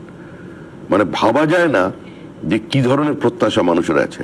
আমি যেদিন রাজ্যসভায় বিজেপি সভাপতি হিসেবে রাজ্যসভায় যেদিন ঢুকলাম, সেদিন আমার সঙ্গে যারা আমার মানে ওখানকার কলিগ সব সাংসদরা উঠে দাঁড়িয়ে যেভাবে বললো, আরে দাদা তোমারা হাত সেই হোগা আগে চলবে, তাদের এই যে আবেগটা তাদের এটা ছিল। কিন্তু এটা আজকে আমরা শেষ করতে দেব না। তার জন্য যে জায়গায় পৌঁছতে হয়, যত কঠিন এবং কঠোর সিদ্ধান্ত নিতে হয় সেটা নেব। বলছি বিজেপির কোনো ট্রেড ইউনিয়ন নেই, বিজেপির কোনো ছাত্র সংগঠন নেই যারা এই কাজ করবে, যারা অটো স্ট্যান্ড, টোটো স্ট্যান্ড, বাজার দখল, তৃণমূলের পার্টি অফিস দখল, নীল সাদা রং মুছে দেওয়া, মুখ্যমন্ত্রীর ছবি মানে প্রাক্তন মুখ্যমন্ত্রীর ছবি, মমতা বন্দ্যোপাধ্যায়ের ছবির মুখে কালি লাগিয়ে দেওয়া, এসব যারা করছে, 2 জনকে আমি ধরেছি তৃণমূল কংগ্রেস করেন। তার বাড়িতে হয়তো এখনো মমতা ব্যানার্জির ছবি আছে, রাস্তায় বিজেপির ঝান্ডা নিয়ে বেরিয়ে মুখ্যমন্ত্রীর ছবি ছিঁড়ছে, মুখ্যমন্ত্রীর মুখটাকে লাঠি দিয়ে বিজেপির ঝান্ডা দিয়ে খুঁজে খুঁজে ভাঙছে। আমি দেখেছি, মানে প্রাক্তন মুখ্যমন্ত্রী। এটা চলতে পারে না। তিনিও আমাদের রাজ্যের মুখ্যমন্ত্রী ছিলেন, একজন মহিলা। আমাদের রাজনৈতিক থাকতে পারে, কিন্তু কদর্য আক্রমণ চলতে পারে না। খুব এই কদর্য এবং রুচির বাইরে এই অংশটায় আমার পরের প্রশ্ন থাকবে যে চিরকাল এবিপি আনন্দ গত 20 বছর ধরে আমরা বলেছি যে রাজনীতিবিদদের বাড়ির সামনে অসভ্যতা, সেইটাকে অবরুদ্ধ করা, অবরোধ বন্ধ হোক। তার কারণ হচ্ছে শুধু সেই ব্যক্তি, সেই নারী বা পুরুষ নন, তার বাড়িতে এমন অনেকে থাকেন, অনেক শিশু থাকে যাদের সঙ্গে রাজনীতির কোনো যোগ নেই। আমি একটা ছোট্ট উদাহরণ দিই, এবং আমি এটা বলতেও বিন্দুমাত্র আমার দ্বিধা নেই যে আমার জ্ঞানে এই রাজনীতি মমতা বন্দ্যোপাধ্যায় এই রাজ্যে এনেছিলেন। তার কারণ তোমার মনে থাকবে 2011-র আগে তখন জনসমর্থনের স্রোত মমতা বন্দ্যোপাধ্যায়ের পক্ষে। একটা অটোর ইস্যু হয়েছিল, কলকাতা হাইকোর্টের একটা রায়ের বাস্তবায়ন করেছিল বামফ্রন্ট সরকার। সেই ইস্যুতে গোটা রাত বুদ্ধবাবুর বাড়ির সামনে পাম এভিনিউ মমতা বন্দ্যোপাধ্যায় অবরোধ করেছিলেন, বিক্ষোভ দেখিয়েছিলেন। সেই দিনও স্রোতের বাইরে গিয়ে শ্রমিক আমরা বলেছিলাম যে এটা সভ্য সমাজের রাজনীতির ভাষা হতে পারে না। বুদ্ধবাবুর বাড়ি কোনো ইস্যুতে রাত্রিবেলা অবরোধ করে তার বাড়ির লোক এবং প্রতিবেশীদের ক্ষতি করার বা অসুবিধা সৃষ্টি করার অধিকার কারণ নেই, স্রোতের বিরুদ্ধে গিয়ে। চিরকাল আমরা এই তত্ত্বে বিশ্বাস করে এসেছি। আমি বলছি যে আজকে অভিষেক বন্দ্যোপাধ্যায়ের বাড়িতে, আমি তার স্ত্রী, পরিবার, বাচ্চাদের চিনিও না, কিন্তু নিঃসন্দেহে একটা হিউমিলিয়েশন আমি খুব বুঝতে পারছি। কিন্তু একেবারে তার বাড়ির বাচ্চারা বা স্ত্রী যেখানে হেকেলড হচ্ছেন কার্যত, এটাকেও বোধহয় বন্ধ হওয়া উচিত। দেখুন, আমি প্রথম আমাদের এই জয়ের পরে, সরকার পরিবর্তনের পরে, আমি প্রথম সাংবাদিকদের সামনে এটা বলেছিলাম যে কোনো প্রতিহিংসা চলবে না। একই সঙ্গে বলেছিলাম মুখ্যমন্ত্রী এবং তার পরিবারের বিরুদ্ধে তার বাড়ির সামনে গিয়ে কোনো কদর্য আচরণ যেন না হয়, এটা আমি বলেছি। আমি একটা জায়গায় কর্মীদের রেস্টুরেন্ট করেছিলাম। উত্তরবঙ্গের একজন বিধায়ক তার নেতৃত্বে বাড়িতে খেতে বসেছে ছেলে ভাত, তার মায়ের সামনে তাকে পয়েন্ট ব্ল্যাঙ্ক রেঞ্জ থেকে গুলি করে মেরে দিল, বিজয় উল্লাস করলো। সেদিন যদি আমরা না থামাতাম না, লিঞ্চিং হয়ে মারা যেত। যে ক্ষোভ এবং ক্রোধ মানুষের উপরে আছে। বাবার সামনে মেয়েকে গ্যাংরেপ করা হয়েছে, মহিলাকে সম্পূর্ণ বিভ্রস্ত করিয়ে তার সামনে বসে তাকে দিয়ে চা বানানো হয়েছে, বিস্কিট বানানো হয়েছে। এর যদি আমাদের কর্মীরা যারা বিজেপি করেন তারা যদি এতে বিশ্বাস করতেন, তাহলে এরা বাঁচতো না, ছাড় পোকার মতো টিপে মেরে ফেলতো মুহূর্তের মধ্যে। কিন্তু বিজেপি আক্রমণ করছে না। এই যে 4 ঘন্টার বিজেপি যারা এটা করছে, এই বিজেপি কর্মীদের, নেতাদের, বিধায়কদের দায়িত্ব হচ্ছে তাদের চিহ্নিত করা, তাদের বিচ্ছিন্ন শুধু করা নয়, তাদের বিরুদ্ধে ব্যবস্থা নেওয়া। ব্যবস্থা মানে আইনি ব্যবস্থা। এই বিষয়টা মুখ্যমন্ত্রী দেখছেন, তিনি হেল্পলাইন চালু করে দেবেন এবং গোটা পার্টি এটার উপরে নজর রাখছে। যে যেখানে বিজেপির যে দায়িত্বে আছে তাকেই দায়িত্ব নিতে হবে। যে বিধায়ক নির্বাচিত হয়েছেন তাকে নিতে হবে, যে বিধায়ক নির্বাচনে প্রতিদ্বন্দ্বিতা করেছেন, বিজয়ী হতে পারেননি, তাকেই দায়িত্ব নিতে হবে। এবং পঞ্চায়েত স্তরেও যারা আছে, রাতারাতি পঞ্চায়েত বদল, একটা মিউনিসিপ্যালিটি, সেই মিউনিসিপ্যালিটি থেকে তৃণমূল কংগ্রেস তার মমতা বন্দ্যোপাধ্যায়ের ছবি নিজে হাতে খুলে দিল। তৃণমূল কংগ্রেস যে মমতা বন্দ্যোপাধ্যায়কে দেখিয়ে যারা, বা মমতা বন্দ্যোপাধ্যায়ের ওই রাজ্য নির্বাচন আধিকারিককে কাজে লাগিয়ে বুথ দখল টখল করে জিতেছিল, তারাই মমতা বন্দ্যোপাধ্যায়ের ছবি খুলে দিল। তার মানে কি তুমি এসো এবার এখানে নরেন্দ্র মোদীর ছবি লাগিয়ে নাও, শুভেন্দু অধিকারীর ছবি লাগিয়ে নাও। এখন হয়তো লাগিয়ে দিয়েছে। না, এটা চলবে না, এটা পদ্ধতি নয়। যারা মিউনিসিপ্যালিটিতে তথাকথিত ভাবে জয়ী হয়েছেন তারা যান, মানুষকে পরিষেবা দিন। বহু জায়গায় মিউনিসিপ্যালিটি, কর্পোরেশনের কাজ সম্পূর্ণ বন্ধ হয়ে গেছে। হাওড়া তো সর্বনাশ করেই দিয়েছে। মানে নির্বাচন কবে শেষ হয়েছিল? 8.5-9 বছর আগে। তারপর মানুষের প্রতি মুহূর্তে পরিষেবার ঘাটতি চোখে পড়ছে। এটা ব্যবস্থা নিতে হবে। এটা সরকার যা করার, তার জন্য মুখ্যমন্ত্রী আছেন, সমস্ত সিদ্ধান্ত তো আমি নিতে পারি না, তিনি তার মতো করে সিদ্ধান্ত নেবেন। কিন্তু এটা চলবে না। তুমি বুথ দখল করে জিতেছো, বিজেপি কর্মীকে খুন করেছো, বিজেপিকে পিটিয়ে জিতেছো, জিতে তুমি কাউন্সিলর হয়েছো, বিজেপি কর্মীদের উপর আক্রমণ করেছো, সে পরীক্ষায় পাশ করা সত্ত্বেও তাকে তুমি চাকরি দাওনি, আর আজকে তুমি নরেন্দ্র মোদীর ছবি নিয়ে রাস্তায় নামবে। আবার বিজেপিতে এসেছিল সুমন, বিজেপিতে বেড়াতে এসেছিল, বিজেপিতে বেড়াতে এসে জিততে পারেনি, ফিরে গেছে।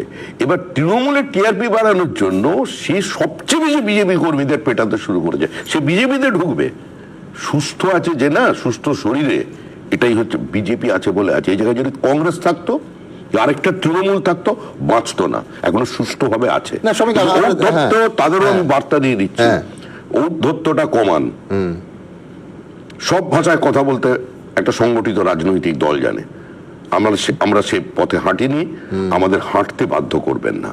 দেখো শ্রমিক, আমি খুব স্পষ্ট বলছি যে আমার ভালো লাগছে যে ওই বাড়ির সামনের অসভ্যতাকে তুমি অ্যাড্রেস করলে। বিশ্বাস করো, বছরের পর বছর যখন তৃণমূলের দিক থেকে বিজেপি নেতাদের বাড়ি আক্রমণের কথা হচ্ছে, বাড়িতে ঘেরাও করার কথা হচ্ছে, এমনকি শীর্ষ নেতৃত্ব মঞ্চের ওপর থেকে যখন বারবার অভিষেক বন্দ্যোপাধ্যায় বলতেন যে বাড়ি অবরোধ করুন, একবার কলকাতা হাইকোর্টকে হস্তক্ষেপ করতে হয়েছিল, মুখ্যমন্ত্রী বলেছিলেন একদম। আমি বারবার যখন স্টুডিওতে বলতাম, আমি তোমার পাশাপাশি দুটো দেখাবো যে এই বাড়ি থেকে মানুষকে হেকেল করা, বাড়ির লোকেদের অপমান করা, এমনকি অসুস্থ মানুষকে অবধি বিড়ম্বনায় ফেলা, তার বিরুদ্ধে প্রথমে দেখাবো যে অভিষেক বন্দ্যোপাধ্যায় এই যে বিজেপি নেতাদের বাড়িতে আটকে নিন এই কর্মসূচি শুধু অভিষেক বলেছেন, তৃণমূল বলেছে, বা ভবিষ্যতে বিজেপি বলবে কিনা, আগে বামেরা বলছে কিনা, সমস্ত দূরে সরিয়ে রাখো। বাড়িতে একজন রাজনীতিবিদ যিনি পরিবার নিয়ে থাকেন তার সঙ্গে এটা করা যায় না। এই বার্তাটা শ্রমিক, তোমায় ধন্যবাদ, তুমি স্পষ্ট করে দিয়েছো বলে। আমি দুটো জিনিস দেখাবো দর্শকদের। এক হচ্ছে যে অভিষেক বন্দ্যোপাধ্যায় পরের পর মঞ্চ থেকে বিজেপি নেতাদের বাড়ি উদ্দেশ্যে ঠিক কি বলেছিলেন। আগামী 5ই আগস্ট শনিবার বিজেপির ছোট বড় মাঝারি সেজো মেজো বুথ থেকে শুরু করে, অঞ্চল থেকে শুরু করে, ব্লক থেকে, বিধানসভা থেকে, জেলা থেকে, রাজ্য, যে কটা নেতা আছে আপনার ব্লকে, আগামী 5ই আগস্ট শনিবার শান্তিপূর্ণভাবে এদের বাড়ি ঘেরাও করুন। বিজেপির নেতা যে আছে সে বাড়িতে ঢুকবেও না, বেরোবেও না, গণ ঘেরাও। 5ই আগস্টে এদের বাড়ি ঘেরাও হবে। আপনারা আন্দোলন করুন না, দিলীপ ঘোষের বাড়ি ঘেরাও করুন, আর দরকার হলে শপথ নিন যে একটা বিজেপি নেতাকে পুরুলিয়া প্রবেশ করতে দেবো না। আপনার যা সমর্থন লাগবে আমি দেবো। আগামী 19শে ফেব্রুয়ারি অর্থাৎ পরের রোববার সকাল 10টা থেকে সন্ধ্যে 6টা অবধি নিশীথ প্রামাণিকের বাড়ি ঘেরাও হবে এবং অবস্থান বিক্ষোভ হবে। এমন ভাবে জবাব দিতে হবে বাড়ি যেন ছেড়ে বেরোতে না পারে, এরা ঘেরাও করে রাখতে হবে। স্বরাষ্ট্র দপ্তরের কেন্দ্রীয় প্রতিমন্ত্রী, এই লোকসভা কেন্দ্রের সাংসদ, মনোযোগ দিয়ে আমার কথা শুনবে। 16, 17, 18, 19 যদি কোনো বিজেপির নেতা ইআরও অফিসে ফর্ম জমা দিতে আসে 10টার বেশি, দেখেন কেউ আইন বহির্ভূত কাজ করছে, ছোট বড় বিজেপি নেতার বাড়ি ঘেরাও করবে, আমাকে ডাকবেন, আমি যাব। দেখুন, এখন নয়, সেদিন প্রত্যেকটা বারে আমরা তীব্র প্রতিবাদ করেছিলাম। আমি শ্রমিক তোমার প্রতিক্রিয়া আসবো, কিন্তু তার আগে আমি একটু দেখিয়ে নেব দিনের পর দিন এই বাড়ি ঘিরে রাজনীতি, তার তীব্র প্রতিবাদ করেছে এবিপি আনন্দ। দেখুন, ঠিক বুদ্ধদেব ভট্টাচার্যের ইস্যুর মতো এখানেও স্বাভাবিক সৌজন্যের অভাব। একজন নেতা বা মন্ত্রী তার বাড়িতে, যে যিনি হন না কেন, যে স্তরেরই নেতা, ব্লক স্তরের হতে পারেন, বুথ স্তরের হতে পারেন, বয়স্ক মানুষ থাকবে, বাচ্চারা থাকবে, বাড়ির পরিবারের লোকেরা থাকবেন। আমি বলছি কোথাও একটা হাইকোর্ট এই রাজ্যকে আরেকটা বিড়ম্বনার হাত থেকে বাঁচাতে পারবে। এবং বিজেপির প্রশ্ন নয়, যে কোনো নাগরিকের বাড়ি অবরুদ্ধ হবে কেন? তিনি সাধারণ মানুষও হতে পারেন, যে কেউ হতে পারে। একটা অটোর ইস্যু নিয়ে তৃণমূল কংগ্রেস কর্মসূচি নিয়েছিল বিরোধী দল থাকাকালীন, যে বুদ্ধবাবুর রাতে বাড়ি ঘেরাও হবে। আমরা সেদিনও প্রতিবাদে অনুষ্ঠান করেছিলাম যে এটা সুষ্ঠু। আচ্ছা, তখন কিন্তু 2011 ঠিক আগে প্রবল জনসমর্থন তৃণমূলের দিকে, আবেগ তৃণমূলের দিকে, স্রোতের উল্টো দিকে গিয়ে বলেছিলাম যে কোনো রাজনীতিবিদের বাড়ি আক্রান্ত বা ঘেরাও কোনোটাই হতে পারে না, কারণ সেখানে সমিতদা তিনি একা থাকেন না, তার বাড়ির লোকেরা থাকে। শ্রমিক, আমি মানছি খুব স্বাভাবিক, কিন্তু আমি বলছি বিজেপি তো তবু party with the difference. Suman, তোমার প্রতিনিধি আমার কাছে ওর বক্তব্যের প্রতিক্রিয়া চাই। আমার কোনো প্রতিক্রিয়া ছিল না। আমি ওনার কোনো বক্তব্যের কোনো প্রতিক্রিয়া 1 বছর দিইনি। আমি ওনাকে কোনোদিন ভাইপো বলে আক্রমণ করিনি। আমি ওনাকে উত্তরাধিকারী বলেছিলাম পরোক্ষভাবে। একটা দলকে তুলে দেওয়ার পক্ষে এ ধরনের বক্তৃতাই যথেষ্ট। আমি সেজন্যই বলেছিলাম, বারবার বলেছি একটা কথা, যে আকাশ নবান্নে নেমে আসতে পারে, গঙ্গার জল রাইটার্সের দোতলায় ঢুকতে পারে, একেন বাবুর মাথায় চুল গজাতে পারে, কিন্তু তৃণমূল কংগ্রেস চতুর্থবারের জন্য আসবে না। এইগুলোই হচ্ছে তার প্রমাণ। পার্টি উইথ দ্য ডিফারেন্স অন্য রাস্তায় হাঁটবে, অবশ্যই অন্য রাস্তায় হাঁটবে। আমি চাইবো উনি ফলতায় প্রচার করতে যাবেন, উনি বলবেন, ওনার কর্মীদের ডাকবেন, উনি আবার চ্যালেঞ্জ ছুড়বেন। এটাই তো গণতন্ত্র। তাকে আরো আরেকটা খারাপ লাগা, যে সংবাদ মাধ্যমও অনেকে দেখিয়েছিল, আমরা অবশ্য ক্রস চেক করতে গিয়ে একটা, তুমি দেখেছো নিশ্চয়ই, আমি আবার বলছি, একটা বাড়ি, একটা দোকানে আগুন লাগা, একজন তৃণমূল সমর্থকের ওপর আঘাত আনাও আমরা তীব্র প্রতিবাদ করেছি, এখন করছি, ভবিষ্যতেও করব। কিন্তু একটা ভিডিও, সেটা পুলিশ বলছে যে এর পেছনে কোনো রাজনৈতিক আক্রমণ নেই, শর্ট সার্কিট হয়ে আগুন লেগেছে, সেটাকে বিজেপির প্রতিহিংসা বলে চালানো হচ্ছে। এটাও হচ্ছে পাশাপাশি, আমি মানছি। দু রকমের জিনিস চলছে, যেটা হয়নি সেটারও প্রচার চলছে। আমাকে তৃণমূল কংগ্রেসের একজন সাংসদ ফোন করেছিলেন, বলেছিলেন এখানে এই সমস্যা হচ্ছে। আমি যখন খবর নিলাম, খবর নেওয়ার পরে দেখলাম তাদের আমি এলাকাও চিনি, চেয়ারও চিনি, দেখলাম যারা আক্রমণ করেছে তারা বিজেপির সঙ্গে দূর দূর পর্যন্ত কোনো সম্পর্ক নেই। তাদের আভ্যন্তরীণ রসায়ন তুমি তোমার ফাইল খুঁজে দেখো। আমি বারবার বলেছি যে তৃণমূল কংগ্রেসের আভ্যন্তরীণ দ্বন্দ্ব এবং রসায়নের কারণে তৃণমূলকে মারবে, কিন্তু ওই প্রাণটাকেও বাঁচানোর দায়িত্ব হচ্ছে বর্তমান তোমাদের সরকারের। পুলিশকে সেই প্রাণটা বাঁচাতেও হবে, কারণ তোমরা ক্ষমতায় আমরা, এটা আমাদের দায়িত্ব। এখানেই তো রাজধর্ম পালনের প্রশ্ন। আমরা চাইলে এখন অনেক তৃণমূল কংগ্রেসের কর্মীকে খুন করে দেবেন, আমরা যদি সরে যাই, না ঠেকাতে পারি, বা আমরা যদি সেই প্রতিহিংসার রাজনীতি করিনি। আমরা গণপিটুনিতে মারা যেত বহু মানুষ আছে, আমরা করতে দিইনি। যে অত্যাচার আমাদের সঙ্গে উত্তরবঙ্গের বিভিন্ন জায়গায় হয়েছে, দক্ষিণ 24 পরগনায় হয়েছে, উত্তর 24 পরগনার বিভিন্ন জায়গায় হয়েছে, মুর্শিদাবাদে যেভাবে আক্রমণ হয়েছে, বলুন তো এখন পর্যন্ত কেউ দেখে তো পেরেছেন কোনো নেতা, কোনো সাংসদ, কোনো বিধায়ক, কোনো মন্ত্রী আক্রান্ত হয়েছেন? হননি। এটা বিজেপি কর্মীদের, বিজেপি যারা প্রকৃত বিজেপি কর্মী আছেন, এটা তাদের, এটা বিজেপি নয়। এদের আমরা বিজেপি হতে দেব না। বিজেপিতে এখন কোনো যোগদান হচ্ছে না। আমাদের নির্দিষ্ট পদ্ধতি আছে যোগদানের। যারা পার্টিতে আসতে চান, পার্টির যে স্তরেই তারা আবেদন করুন না কেন, সেটা আমাদের দলের একজন রাজ্যের সাধারণ সম্পাদক আছেন, তার কাছে যাবে। তারপরে আমাদের কমিটি আছে, আমরা বসে ঠিক করব একে দলে নেওয়া ঠিক হবে না ভুল হবে। এখন কেউ যদি দলে আসতে চায়, তাকে তো প্রত্যাখ্যান করা যায় না, কিন্তু যে টেন্টেড, যে প্রকাশ্যে চাকরি বিক্রি করেছে, যার বিরুদ্ধে চাকরি বিক্রির অভিযোগ আছে, যার বাড়িতে এখন তো প্রচুর লোকজন যাবে টাকা ফেরত চাইতে, এবার আমাদের উপরে তো দুদিকের প্রেশার। একদিকে হচ্ছে ও টাকা ফেরত চাইবে, ওখানে গিয়ে আক্রমণ করবে, আর আরেক দিকের লোকেরা বলবে যে আমাদের মেধা প্রতারিত হয়েছে, আমাদের চাকরি দিন।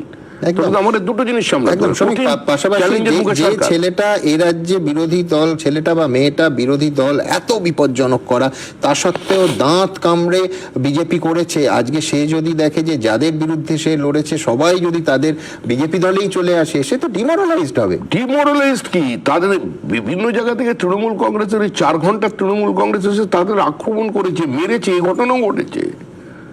30 বছর বিজেপি করছে, তাকে মেরেছে, মানে ফল প্রকাশের পর, মানে বিজেপি নব্য বিজেপি কোটার বিজেপি নয়, নব্য বিজেপি বলতে পারি। তৎকাল বিজেপি হওয়া যায় না, হতে আমরা দেব না।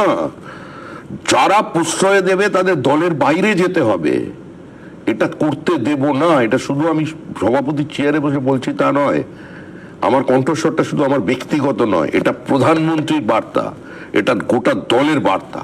তা হতে দেব না আমরা। পাড়ায় পাড়ায় লোক ঠিক করে দেবে আমার বাড়ি রিনোভেশন কে করবে, আমি আমার জমি প্রপার্টি বিক্রি করব, সেখানে অন্য লোক ঢুকবে, আমি আমার বাড়িকে নতুন করে সাজাবো, সেখানে অন্য মানুষ ঢুকবে, আমি আমার বাড়ির সামগ্রী কিনবো, আমি কোন দোকান থেকে পাথর কিনবো, কোন দোকান থেকে বালি কিনবো, আমি কিনবো, আমি যদি বাড়ির মালিক হই, অন্য কেউ তার মধ্যে মাথা ঢোকাবে না।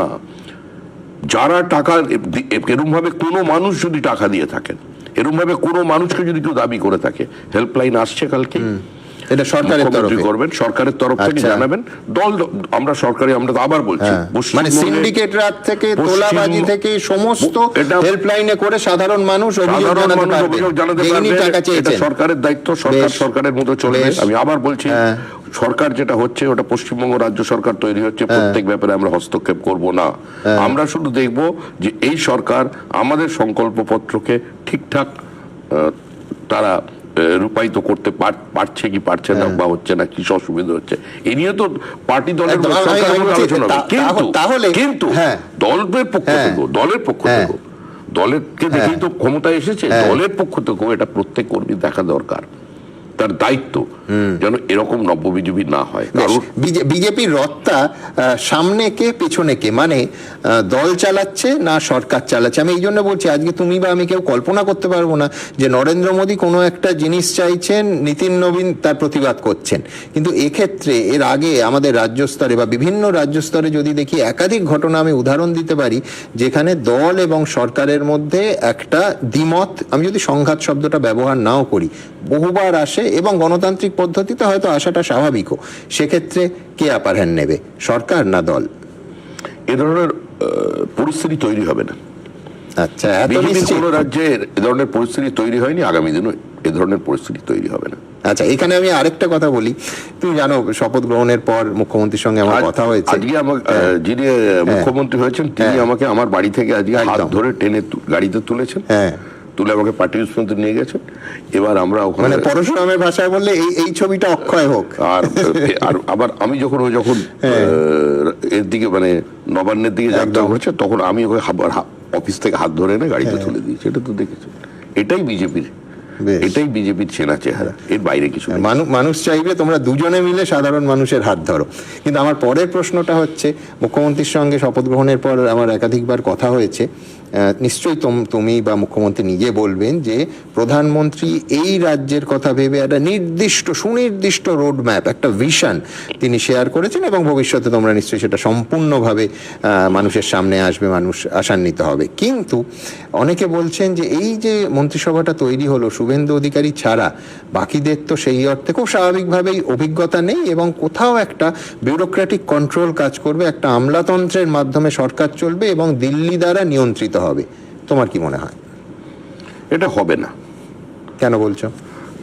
প্রথমত যে তৃণমূল কংগ্রেস যখন তৈরি হয়েছিল তখন কজনের প্রশাসনিক অভিজ্ঞতা ছিল? ঠিক, যে কোনো সরকার। আমাদের 77 এর কথা বললে কজনের ছিল?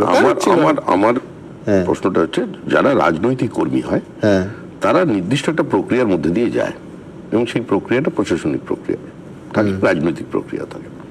তো তাদের একটা ব্যক্তিগত মানুষের আবেগ সম্পর্কে ধারণা থাকে, এবং সরকারি কাজকর্ম সম্পর্কে ধারণা থাকে। তার সঙ্গে পার্টির গাইডলাইন থাকে, পার্টির সংকল্পপত্র বা পার্টির ম্যানিফেস্টো থেকে কর্মসূচিকে বাস্তবায়িত করতে হবে। তো সেভাবে তারা করবে। এবার দিল্লি থেকে নিয়ন্ত্রণ হবে এই মনে করাটা ভুল। আমরা ডাবল ইঞ্জিন সরকারের কথা বারবার এই কারণেই বলছি, কারণ কেন্দ্র রাজ্য সংঘাতের মধ্যে দিয়ে কোনো রাজ্যের উন্নতি হয়েছে এরকম আমার জানা নেই। পাশাপাশি এই রাজ্যে আমরা তো আমাদের জ্ঞানে কোনো ডাবল ইঞ্জিন সরকার দেখিনি।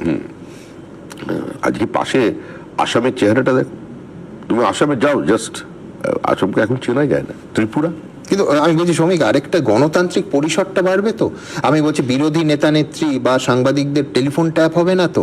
মানে আমি বলছি যে পুলিশ রাজ, FIR রাজ গত 15 বছর তীব্র চেহারা নিয়েছিল, এটার কোনো সম্ভাবনা নেই। কারণ এখন তো কেন্দ্রে এক সরকার, রাজ্যে এক সরকার, তা নয়, এখন দুটোই এক সরকার। সুতরাং গণতান্ত্রিক পরিসরটার যদি চ্যালেঞ্জ আসে, সেই চ্যালেঞ্জ আরো মারাত্মক হতে পারে। গণতান্ত্রিক পরিসর তো আরো বাড়লো। যেমন আমি একজন ব্যক্তিগতভাবে আমি একজন থিয়েটার প্রেমী, একদম। তো অধিকাংশ এখানে যারা থিয়েটার কর্মী আছেন বা যারা করেন তারা তো মানসিকভাবে বিজেপি বিরোধী, একদম। তো আমি তো এই বেশিরভাগ প্রোডাকশন 16 তারিখে বহুদিন, মানে প্রায় ভুলে গেছি কবে শেষ থিয়েটার দেখেছি, প্রায় 1 বছর হতে চললো। তো আমি তো 16-17 তারিখ দুদিনের মধ্যে একদিন আমাকে দেখতে যাবো, যারা থিয়েটার দেখতে যাবো তারা কেউ বিজেপি নন। তো এটা প্রত্যেকের পরিসর যে আছে। আজকে ছোট ছোট পরিচালক যারা হয়তো 20 লক্ষ টাকা 25 লক্ষ টাকা জোগাড় করে একটা ছবি করবেন, অনেকেরই স্বপ্ন থাকে, তো করবেন, যেভাবে দখলদারি চলেছিল সেটা থেকে মুক্তি তাদের দিতে হবে, তাদের সেই পরিসরটা দিতে হবে। একজন টালিগঞ্জের দাদাগিরি খতম হবে, একদম শেষ, ওটা চলতে দেবো না। আপনি যদি বলেন যে পুরো একচেটিয়া বিজেপির দখলদারি চলবে, একাডেমিতে কে কবে স্লট পাবে, চলবে না। নন্দনে কার ছবি রিলিজ করবে, কার ছবি রিলিজ করবে না, সেটা পার্টি ঠিক করে দেবে, এটা নয়। প্রতিভার মর্যাদা দিতে হবে, মুক্ত মনস্ক মানুষদের সামনে নিয়ে আসতে হবে।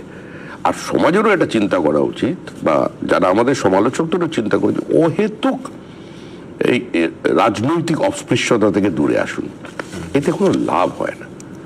হলো কিছু রাজনৈতিক অস্পৃশ্যতা তুমি বললে শ্রমিক, রাজনৈতিক অস্পৃশ্যতার কথা যদি বলি, তাহলে কয়েকদিনের মধ্যে মুখ্যমন্ত্রী বলেছেন যে আমার ইঙ্গিত দিয়েছেন কোনো ওই রকম রাজনৈতিক অস্পৃশ্যতা নেই। লেফট এবং আলট্রা লেফটকে তিনি পাশে চেয়েছেন এবং বলেছেন রোজ বিকেল 4টে থেকে 6টা অবধি তিনি বাড়িতে থাকবেন। সবার সঙ্গে কথা বলার জন্য যাবে নাকি? এদিন দেখা করে আসবে? প্রাক্তন মুখ্যমন্ত্রীর সঙ্গে দেখা করে আসবে নাকি? প্রাক্তন মুখ্যমন্ত্রীর সঙ্গে দেখা করার যদি কোনো সময় হয়, আমরা তো বিশ্বাস করি না ওটাই। আমি মুখ্যমন্ত্রী সম্পর্কে কোনো কদর্য শব্দ ব্যবহার হোক, আমি যেরকম করিনি, আমি প্রত্যেককে আমি বলেছি এই শব্দ করবে না। তবে লেফট আর আলট্রা লেফট তো ওনার সঙ্গেই ছিল। উনি যখন ক্ষমতায় এসেছিলেন তখন অন্যতম চাবিকাঠি তার হাতে ছিল আলট্রা লেফটরা, আর তারপরে তারা এখন শেষ, মাওবাদী নিশ্চিন্ন হয়ে গেছে। তারা যদি কেউ পুনরুজ্জীবিত করতে চায়, আমরা করতে দেবো না। দ্বিতীয় জিনিস, লেফটদের তো নিয়ে গিয়ে উনি অফিস খোলাবার ব্যবস্থা করেছিলেন, বলেছিলেন বাড়ান, শক্তি ধরুন, কিন্তু মনে হয় সেটা কাজ করেনি। তারা যদি যায় যাবে, তাদের উদ্দেশ্য। মোহাম্মদ সেলিম আর মুখ্যমন্ত্রী মমতা বন্দ্যোপাধ্যায় তারা ইতিমধ্যে প্রকাশ্যে বলে দিয়েছেন যে কোনো প্রশ্নই নেই, একদম সরাসরি দুর্নীতিগ্রস্ত তার সরকার চলেছিল বলে তারাও বলেছেন। তাদের কথা বলেছেন। বিরোধী রাজনৈতিক এত বিরোধিতার স্পেস থাকবে, সমস্ত মানুষ বিজেপি করবে নাকি? বিরোধিতা থাকবে না, সমালোচনা থাকবে না, তাহলে গণতান্ত্রিক সাফল্যটা কি করে আসবে? যাক, এটা সরকার তখনই সফল হবে যদি তার একটা দায়িত্বশীল বিরোধী দলকে সে পায়। ঠিক শ্রমিক, এটা 11 তারিখ তুমি বলছো, 4 তারিখ রেজাল্ট বেরিয়েছে। হ্যাঁ, মানুষ কিন্তু তাদের অভিজ্ঞতায় মিলিয়ে নেবেন যে বিরোধীদের স্পেস, যেটা পশ্চিমবঙ্গে কার্যত গল্প কথা হয়ে গেছিল, সেটা বিজেপি কতটা ফেরাতে পারছে। পাশাপাশি আমার পরের প্রশ্ন থাকবে যে ফেরাতে পারছে এবং সঙ্গে সঙ্গে তারা কতটা ফিরতে চাইছে সেটা পরে দেখতে হবে। হ্যাঁ, না সে তো মানুষের ওপর, মানুষ বিরোধী দলের কে সমর্থন করলে তারা ফিরবে, তবে গণতন্ত্রে বিরোধীর অত্যন্ত শক্তিশালী বিরোধীর প্রয়োজন আছে, এটা নিশ্চয়ই তুমি মানবে। অবশ্যই। শ্রমিক, তোমরা যে ভোটটা পেয়েছো, যে বিপুল ভোট, তুমি কি মানবে যে এই ভোটে যেরকম ইয়েস বিজেপি ভোট আছে, সেরকম বিপুল সংখ্যক নো মমতা ভোট, এই সরকারকে মানুষ অপছন্দ করেছে, সেই ভোট মিশে আছে? এবং তোমাদের সব থেকে বড় চ্যালেঞ্জ, যে মানুষগুলো শুধুমাত্র এই সরকারকে তাড়াতে চেয়ে তোমাদের ভোট দিয়েছে, তাদের ইয়েস বিজেপি ভোটে ট্রান্সফার করা, মানো? সেটা আমার কাজ, সেটাই দলের কাজ। একটা রাজনৈতিক দল সর্বব্যাপী হতে চায়, সর্বস্পর্শী হতে চায়। আমিও চাইবো আমার দল সর্বব্যাপী হোক, যারা সর্বগ্রাসী নয়, সর্বস্পর্শী হতে চায়। আমিও চাইবো যে আমি তাদের সকলের কাছে পৌঁছতে পারি। আমি তো আবেদন করেছিলাম যে যারা রাজনৈতিক অস্পৃশ্যতায় বিশ্বাস করেন, তারা একটু কিছুদিনের জন্য পারলে বাঁহাত, চোখ বন্ধ করে বাঁহাতে বোতামটা টিপে দিন, কিন্তু সরকারটাকে সরান। আমার মনে হয় কাজ হয়েছে। বামেদের কত অংশ ভোট তোমাদের কাছে গেছে বলে তোমার মনে হয়? তার কারণ অনেক পুরনো বামপন্থী পারসেপশন যে এবার এই সরকারকে সরাতে বিজেপিকে ভোট দিয়েছে, মানবে? হ্যাঁ, অস্বীকার করার কোনো জায়গা নেই। বহু বামপন্থী কর্মী বিজেপিকে ভোট দিয়েছেন এবং তৃণমূল কংগ্রেসের বহু কর্মী বিজেপিকে ভোট দিয়েছেন। তৃণমূল কংগ্রেসের কাউন্সিলর বিজেপিকে ভোট দিয়েছে বলে জানা, কাউন্সিলর বিজেপিকে ভোট দিয়েছে। তার অতৃপ্ত আত্মা কোনো কারণে হোক ভোট দিয়েছে বিজেপিকে, দিয়েছে। ভোট দিয়ে তোমায় জানিয়েছেন নাকি? এত কনফিডেন্ট? যখন বলছি কোনো কারণ আছে, সব কথা বলা যাবে না, দারুণ নিরাপত্তাময় দেখতে হবে। ভোট দিয়েছেন, যারা ভোট দেওয়ার ব্যবস্থা করে দিয়েছে, তার যারা কোর ভোটার, তার বস্তি, যে বস্তিকে সে কন্ট্রোল করে, সে নিজে বলেছে বিজেপিকে ভোট দিয়েছে। তো অনেকে এটা থেকে মুক্তি চেয়েছিলেন, অনেক এমপি এমএলএ আছেন, তারা চেয়েছিলেন তিনি জিতুন, কিন্তু সরকারটা যান। আমি নাম বলবো না তাদের। শ্রমিক, আমার শেষ প্রশ্ন, লোকে বলছে শ্রমিক ভট্টাচার্যের সব থেকে বড় এই ভোটে ব্যক্তিগত কন্ট্রিবিউশন হচ্ছে, এক হচ্ছে আদি এবং নব্যকে একসঙ্গে এক ছাতার তলায় এক ঘরে এক পার্টিতে তো বটেই তারা ছিলেন, কিন্তু সেটা মূল স্রোতে নিয়ে আসা এবং ঐক্যবদ্ধভাবে লিড করা। আর দ্বিতীয় সব থেকে বড় কন্ট্রিবিউশন হচ্ছে বাঙালিয়ানাকে বিজেপির মূল স্রোতের সঙ্গে মেশানো, শ্রীরামের পাশাপাশি মা কালী, মা দুর্গা, তাদেরও সমানভাবে একই সঙ্গে প্রজেক্ট করা। তুমি মানবে? এই দুটো সার্টিফিকেট নেবে? আমি কোনো সার্টিফিকেট দিতে রাজি নয়। আমি বলবো এই জয় পশ্চিমবঙ্গের মানুষের জয়, এই জয় নরেন্দ্র মোদীর যে আহ্বান, ভয় নয় ভরসা, তার জয়। এই জয় ডক্টর শ্যামাপ্রসাদ মুখার্জির জয়, এই জয় বন্দে মাতরমের জয়। বন্দে মাতরমের 150 বছর পূর্তি হচ্ছে। অবদমিত ভারতীয় অস্মিতা, ভারতীয় আধ্যাত্মবাদ, ভারতীয় পরিচিতিকে যিনি প্রস্ফুটিত করে দিয়েছিলেন আনন্দ মঠের মধ্যে দিয়ে, এবং মৃত্যুর কয়েকদিন আগে তিনি তার ছোট মেয়েকে বলেছিলেন যে দেখিস আগামী 20-30 বছরের মধ্যে এই বন্দে মাতরম প্রত্যেকের হৃদয়ে দেশ জুড়ে রক্ত নাচন তৈরি করবে, এই শব্দটা ব্যবহার করেছিলেন। তার 150 বছরে সেই বন্দে মাতরমের, যাকে খণ্ডিত করা হয়েছিল, যারা আমরা বিরোধিতা করেছিলাম, তখন যখন কলকাতায় 1937 সালের 26 এবং 27 ডিসেম্বর যখন বন্দে মাতরম খণ্ডিত হচ্ছে, তখন যারা প্ল্যাকার্ড নিয়ে দাঁড়িয়েছিলেন যে do not compromise Vande Mataram at the altar of communal bigotry, আজকে তার সেই বন্দে মাতরমের আজকে জয় হয়েছে। সুতরাং এই জয়টাকে খণ্ডিত হবে ব্যক্তি শ্রমিক ভট্টাচার্য কেন্দ্রিক করা যায় না। এটা কোনো ব্যক্তির জয় নয়, এটা সামগ্রিক মানুষের জয়, এবং পশ্চিমবঙ্গের আমরা যাকে বাঙালিয়ানা, বাঙালি অস্মিতা শব্দগুলো ভুল। বাঙালিরা কোনোদিন এভাবে চিন্তা করেনি। রবীন্দ্রনাথ একই ধর্ম রাজ্য পাশে খণ্ডচ্ছিন্ন বিক্ষিপ্ত ভারত বেঁধে নিব আমি। তিনি যখন শিবাজী উৎসব কবিতা লিখছেন একই সঙ্গে তিনি এটাও লিখেছিলেন যে সেদিন বাঙালিরা সেই আহ্বানে কর্ণপাত করেনি, তারা বেরিয়ে আসেনি। রবীন্দ্রনাথ সেই কবিতায় তার হতাশাটা ব্যক্ত করে গিয়েছিলেন। আর সব মিলিয়ে মিশিয়ে একটা প্রত্যেকটা মানুষের পরিচয় মিলিয়ে মিশেই থাকে। কোন বাঙালি বলবেন যে আমি শুধু বাঙালি, আমি ভারতীয় নই? আমি বলছি এ তো সত্তার মধ্যে তার অস্তিত্বটা সম্পূর্ণ মিশে যায়। এটাকে রাজনৈতিক প্রয়োজনে সংকীর্ণভাবে দেখা হয় এবং সংকীর্ণভাবে অনেক সময় তাকে বাড়িয়ে বা ছোট করেও দেখা হয়, দুটো ক্ষেত্রেই হয়। শ্রমিক, এত মানুষের সমর্থন, এত আশা, এই প্রত্যাশার চাপ, অবশ্যই অনেক অনেক শুভেচ্ছা তোমাকে এবং তোমাদের সরকারকে থাকবে। এবং যখন তোমাদের সেই প্রত্যাশা মানুষের একেবারে তোমরা পূরণ করবে, আমাদের একেবারে স্পষ্ট সমর্থন থাকবে। আবার কোথাও যদি আমরা দেখি যে বিচ্যুতি হচ্ছে, মানুষের প্রত্যাশা পূরণ হচ্ছে না, সংবাদ মাধ্যম এবং এবিপি আনন্দ একই রকম ভাবে। আমি এবিপি আনন্দের কাছে আমার একটাই আবেদন থাকবে, আমাদের বিচ্যুতি যখনই তারা দেখবে বা এ ধরনের ঘটনা, এই 4 ঘন্টার বিজেপির কর্মীদের এই আচরণ, সেটাকে ভালো করে দেখাবেন, চিহ্নিত করবেন। সব যদি আপনারা সময় না দেখাতে পারেন তাহলে আমাদের একটু জানিয়ে দেবেন কারাই কাজ করছে, আমরা ব্যবস্থা নেব। সংবাদ মাধ্যমের উপরে পার্টি হস্তক্ষেপ করবে না, কারণ দীর্ঘদিন সংবাদ মাধ্যমেরও একটা চরিত্র বদলে গেছে বলে সাংবাদিকতা নিয়ে এখন বহু মানুষ বহু কথাবার্তা বলছেন। এটা চিরকালই ছিল। আমি বিচ্যুতির কথায় আসছি না, আমি বিচ্যুতির কথায় আসছি না, আমি বিচ্যুতির কথায় আসছি না, আমি ওই বিষয়েই আলোচনায় যাচ্ছি না। আমি বলছি যে কিছু বাধ্যবাধকতা তৈরি করার প্রচেষ্টা হয় সবসময়, শাসক দলের পক্ষ থেকে ঝাঁপিয়ে পড়বে। কিন্তু অন্তত পশ্চিমবঙ্গ হয়ে বহু বছর পরে একটা নতুন করে তৈরি করবার জন্য মানুষ ভোট দিয়েছেন। এতে শুধু একটা রাজনৈতিক দল বা একটা সরকারের এটা কাজ নয়, প্রত্যেকটি সমাজ সচেতন মানুষ, সংবাদ মাধ্যম এগিয়ে আসুন। আমরা একটা নতুন পশ্চিমবঙ্গের লক্ষ্যে, একটা ভয়মুক্ত ক্ষুধামুক্ত পশ্চিমবঙ্গের লক্ষ্যে কাজ করতে পারি, এটাই আপনাদের কাছে আমাদের আবেদন। অনেক ধন্যবাদ শ্রমিক। আমি বলছি তোমার কথা শুনে সত্যি সত্যি নতুন করে মনের মধ্যে আশা জাগছে প্রচুর মানুষের। আমি শুধু চাইবো তাদের প্রত্যেকের আশা তোমরা পূরণ করতে পারো। খুব ভালো থেকো।